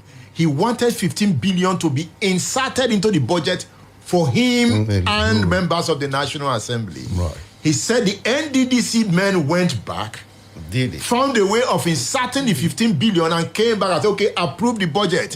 When he saw the ease with which the budget, that 15 billion was inserted, he said, no, we now want 150 billion. And they could not insert it. Therefore, the budget was not approved. Total collaboration and connivance and collusion to reap Nigerians the wealth of the nation. So are you saying we now know the reason we are poor? Of course, we know the reasons. These are the people calling themselves honorable, doing dishonorable things. But horrible. But it seems the arrow is shooting towards members of the National Assembly. You see, it's a total thing. They vote both from the executive and the judiciary. I mean, and the legislature. The executive themselves are conniving. Let me say something. The man said they went back to insert 15 billion for what? To embezzle it. And they hated them. That is an executive man saying they inserted 15 billion only for because the throat and the belly of the legislative people or the legislators are so big, is so that they now insisted in had 150 billion. That's, for God's sake, man, this is wicked. These guys should face a foreign squad. The truth about it, this country cannot move forward until we restructure this country. We just must restructure. That's the only solution. Because it's chop by chop every day, and it's been going on since when? For the past 5 years, for instance, if you see the meteoric rise in corruption, it is unprecedented. I will want to say again. And Buhari goes about borrowing. Absolutely wicked. Because when you borrow, the one you borrowed, they have taken it off. So there is scarcity again. So we borrow to be stolen. That is what is happening. That is what is happening. And if you look further, even when they give you this contract that you need to execute with just 10 million, you will not do it. They still don't execute the contract. A contract that is worth 70 billion or 700 million, and you can execute with 10 or 20 million, shows you have won not only a lottery, an international lottery.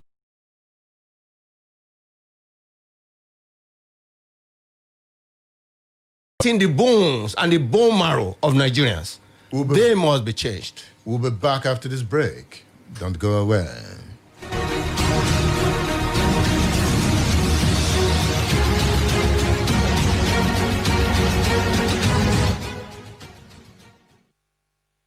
Splash FM 105.5. Smooth, smooth, smooth, smooth, smooth, smooth. Why the hell I do my thing? Smooth, smooth, smooth, smooth. Brewed longer for a smooth taste for Niger Kings. Smooth. Be a king. Babe, Grain Smart. Is it a flavor? No, it's a special mix of vitamins and iron in Golden Morn. But I thought Golden Morn was made from maize and soya. Yes, Niger maize and soya protein fortified with Grain Smart, which means the right energy to think and do great things. Oh! Treat your family to the great taste and energy of Golden Morn. Eat up and carry go. Because nothing do you. Golden Morn. Make every day amazing. Why don't you get up on your feet right now? Turn it up with Big B is here again. The 10th edition. The virtual experience. A gospel concert like none other. Ibadan. Are you ready? It's a cocktail of music, talk, prayer, comedy, praise, and worship in the presence of our King. Coming up on the 26th of July, 2020 by 4 p.m. Nigerian time. Live on DSTV channel 324, Hip TV, Go TV, and on all our social media platforms. Special appearance, Reverend Mother Esther Abimbola Ajayi and Pastor Austin Ologbese. Featuring Dr. Smile, Shola Listen, Chigoze Wisdom, Seed, Benga Denuga, Yetunde Are, Yinka Lashiyori, Larry J, Woli Agba, and many more. Sponsored by Nescafe, Esther Ajayi Foundation, MTN, Benema Creative, Able2 TV, Breakforth, Olere Photography, You Fit Fly, Play Store, The Rock Productions, Rich Bam Group, Fresh Pro Multimedia, and Splash FM. Irresistible. Nutritious.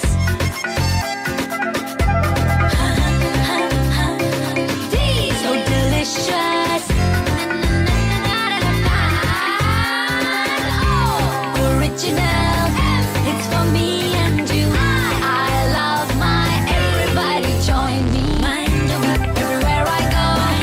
Everybody testify. I love my extraordinary. Mind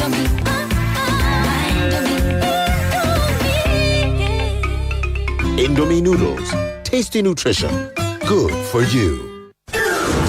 Now that the embargo has been lifted on the local flight across Nigeria, travelers can enjoy seamless flight arrangements with You Fit Fly as a result of our partnership with domestic airlines across different destinations for our clients to enjoy a pocket-friendly fares or affordable prices. Join the wise today and enjoy prompt services in and out of Lagos, Port Harcourt, Abuja, Kano, and Owerri. Pending the time the Aviation Authority will open more airports. Visit You Fit Fly office for your local flight ticket at Block 8 Plot 15, Oluyole Main Estate, Ring Road, Ibadan, or better still call 080-600-64946 or 070-390-48519. With You Fit Fly, your local flight is made easy. You Fit Fly says, stay safe. Stop the gems where they knock your door. Tell them bye-bye so you know they do. You know say gems they bring sickness and disease. Come on, our clean your house with Hypo.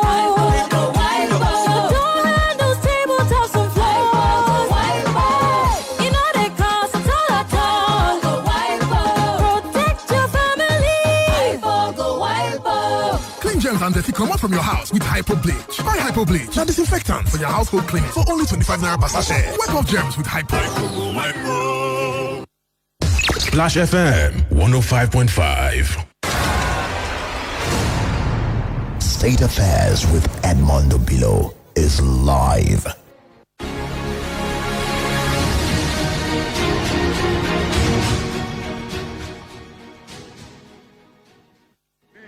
Two committees, the National Assembly, let me say this, the Speaker and the President are not aware of what the chairman of the committees are doing in the National Assembly.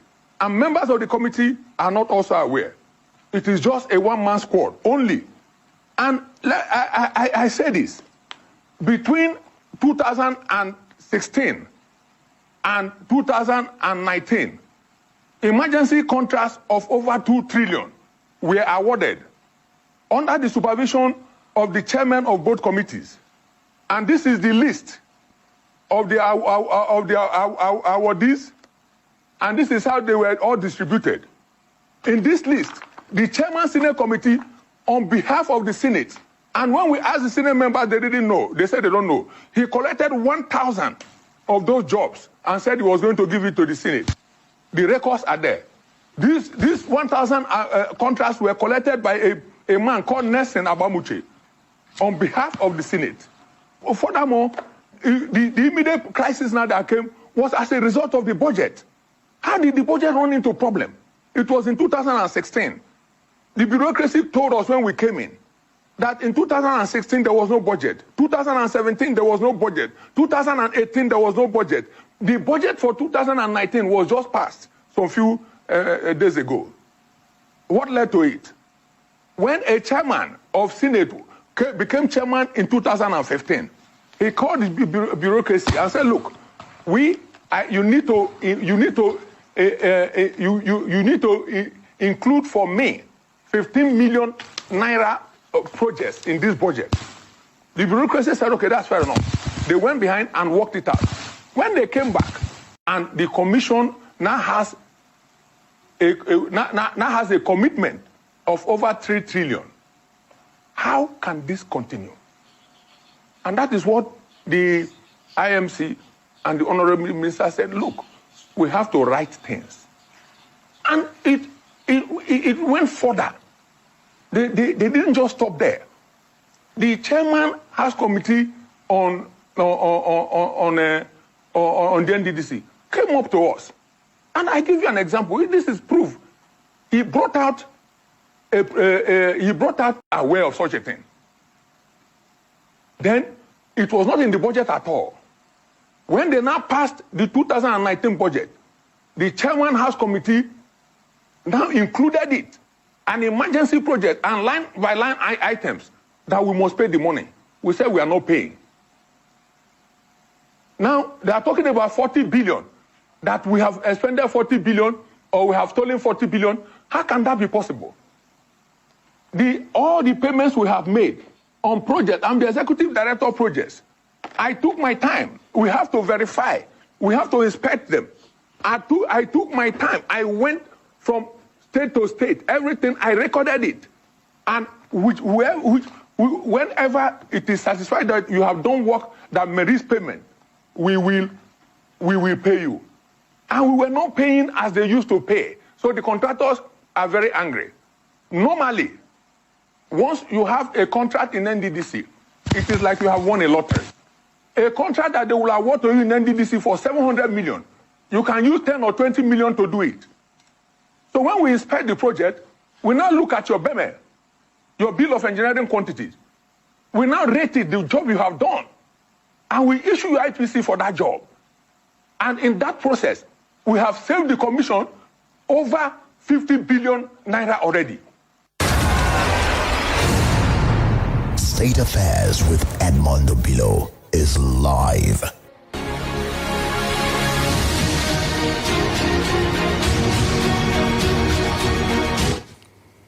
Dr. Funsho Abiri, you heard Cairo Ojubude. He spoke on Arise Television. He went with a file. That's right. That's a bad situation, and it's continuing under this government. You know, there are times you just feel we are going nowhere. You know, I hate feeling that way. Because of what you read, hear, and see people do. You can't just but because when the people started with this government with so much expectations, but for me, you see, it is easy to dissect. If you bring somebody from another party having corruption allegation on his neck, and the person joins your party, and you say once the person crosses over, the sins are forgiven. The person superintends over a particular ministry. So what do you expect? You know, when it is in the blood. You know, that's why when people talk about Fulani, Igbo, Hausa, we need to go our ways. I ask, all these people... They are still in the region. Are they not everywhere? They are there. That is why criminality is nationally represented. It's evenly distributed. You have parasitic elites everywhere. You have corrupt masses everywhere. Everyone, as I see it, they are just waiting for the opportunity. It's the opportunity structure that is not on their favor yet. Waiting for your turn. He is just waiting for that to happen. Look at the Niger Delta. A devastated environment. Highly devastated. Poor people. Look at what their sons and daughters are involved in. Right. We're talking about 13% derivation. They cannot show anything for it. Yes. And then you look at the even Ministry of Niger Delta Affairs, NDDC, and then 13% derivation. I think what one can see is you see kind of a lethargic followers there. People just... anything goes. But they don't appear to be lethargic. They are good at carrying guns. No, they are doing that one. If you look at it, that in Nigeria, what you do is that you take arms against the state. Yeah. Then when you win something, you get something. Then you now relax. Then you now go and build university somewhere. And then you become a kind of a sort to an emergency elder state fellow. But the state gets more chaotic. No, the state will continue to get more chaotic, and the state will be inviting terror. Because, yes, the negative channel, that's what those terrorists are looking at. Say, look at them. Then they bring in their thinking, and then their millennistic thinking. So even if we are here, what are we getting? Well, look at them, look at what they are doing. And then in the course of doing that one, then you now see that the nation will just be drifting in obvious aimlessness. And then you won't get anything. You will pray, the prayer will not be answered. Because what people are doing is against the will of the masses, against their creator, against the land that is even producing the mineral resources that they are using. Because they have taken us for granted. And what will you get? You will forever. It's either you are heading towards Yugoslavia, or you are going through Somali, or you are going to Afghanistan. And those three things are already here with us. Kuro, and then we are saying it has gone. What is going on? It has gone beyond social coronavirus, political virus, name it anything. And then, of course, how are we going to settle this thing? Because that's what we should be focusing. How are we going to settle this in order than to restructure, refederate, and go back to this? If you are coming as a senator, I will say, this is what Nigeria can pay you. If you cannot take, don't come. Simple as that one. How will you expect the people in the National Assembly to do anything? They will never legislate things that will bring that one. That's why people say, let us go back to something and then now start it afresh. Exactly. If you don't want this to just... Oh, my God. What's happening in Niger Delta is also happening in Northeast. I don't know.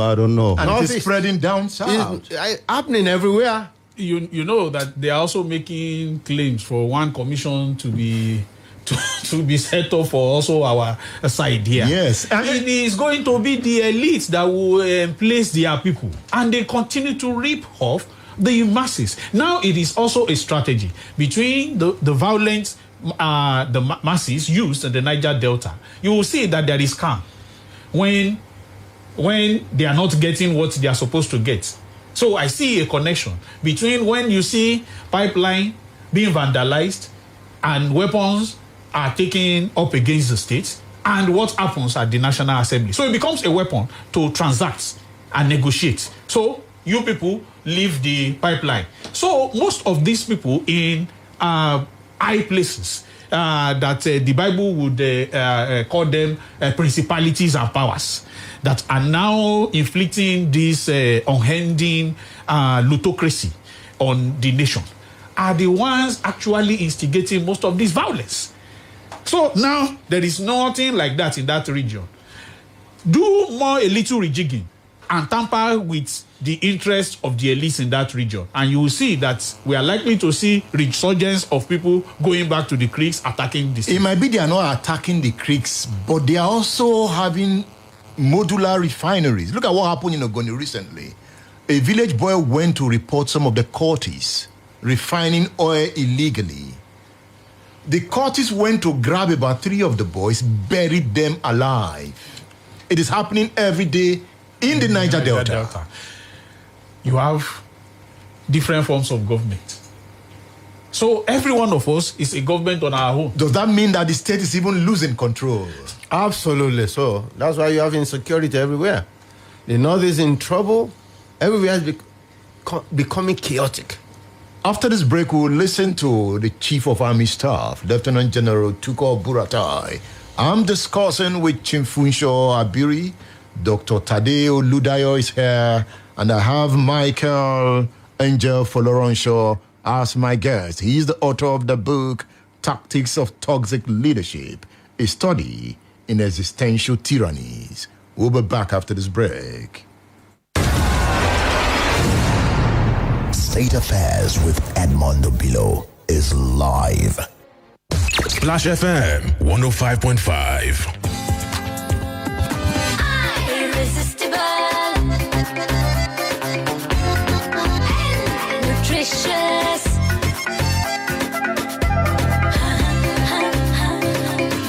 so delicious, original. It's for me and you. I love my everybody. Join me. Mind of me everywhere I go. Mind of me everybody testify. I love my extraordinary. Mind of me. Mind of me. Indomie noodles, tasty nutrition, good for you. Sometimes there are truths you know, but you cannot talk about. There are many conversations young people are having in hushed tones and cannot bring to the public. Well, someday you must face the reality of the situation and speak out. We present Loud Whispers. Loud Whispers. Loud Whispers.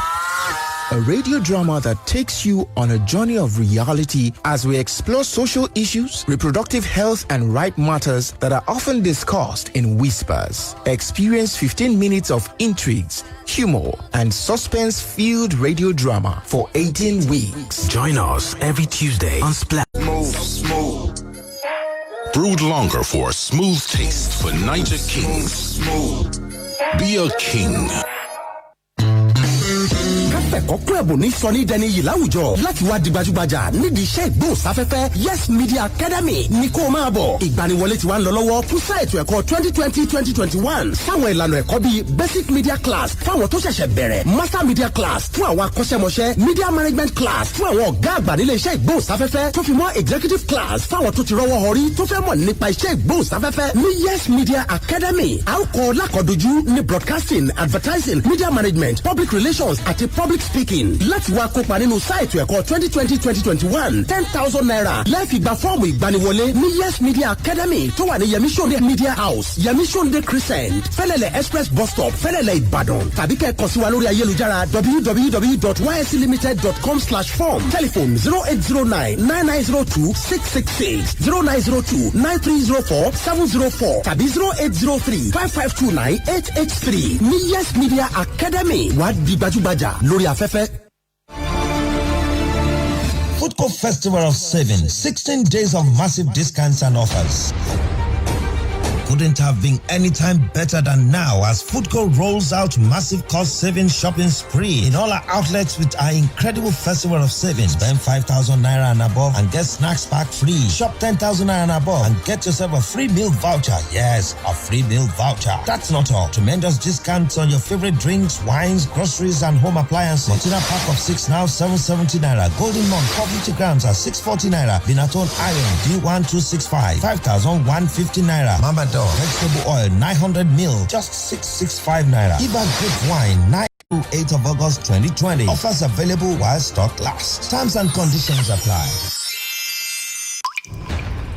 Don't dare touch that dial. It's Splash 105.5 FM, your integrity station.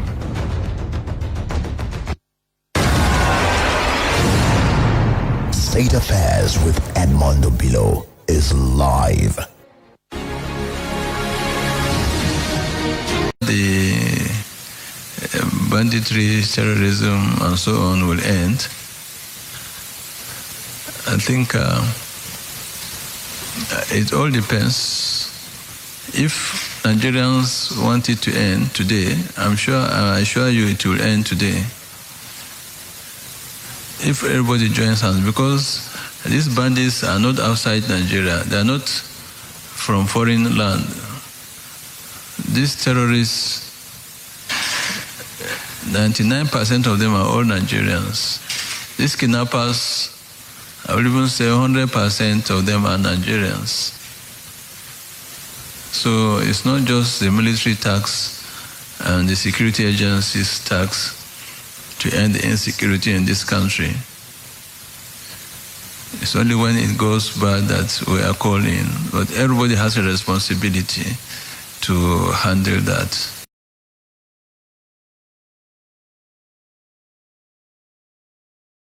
All as humanity, as all as history itself.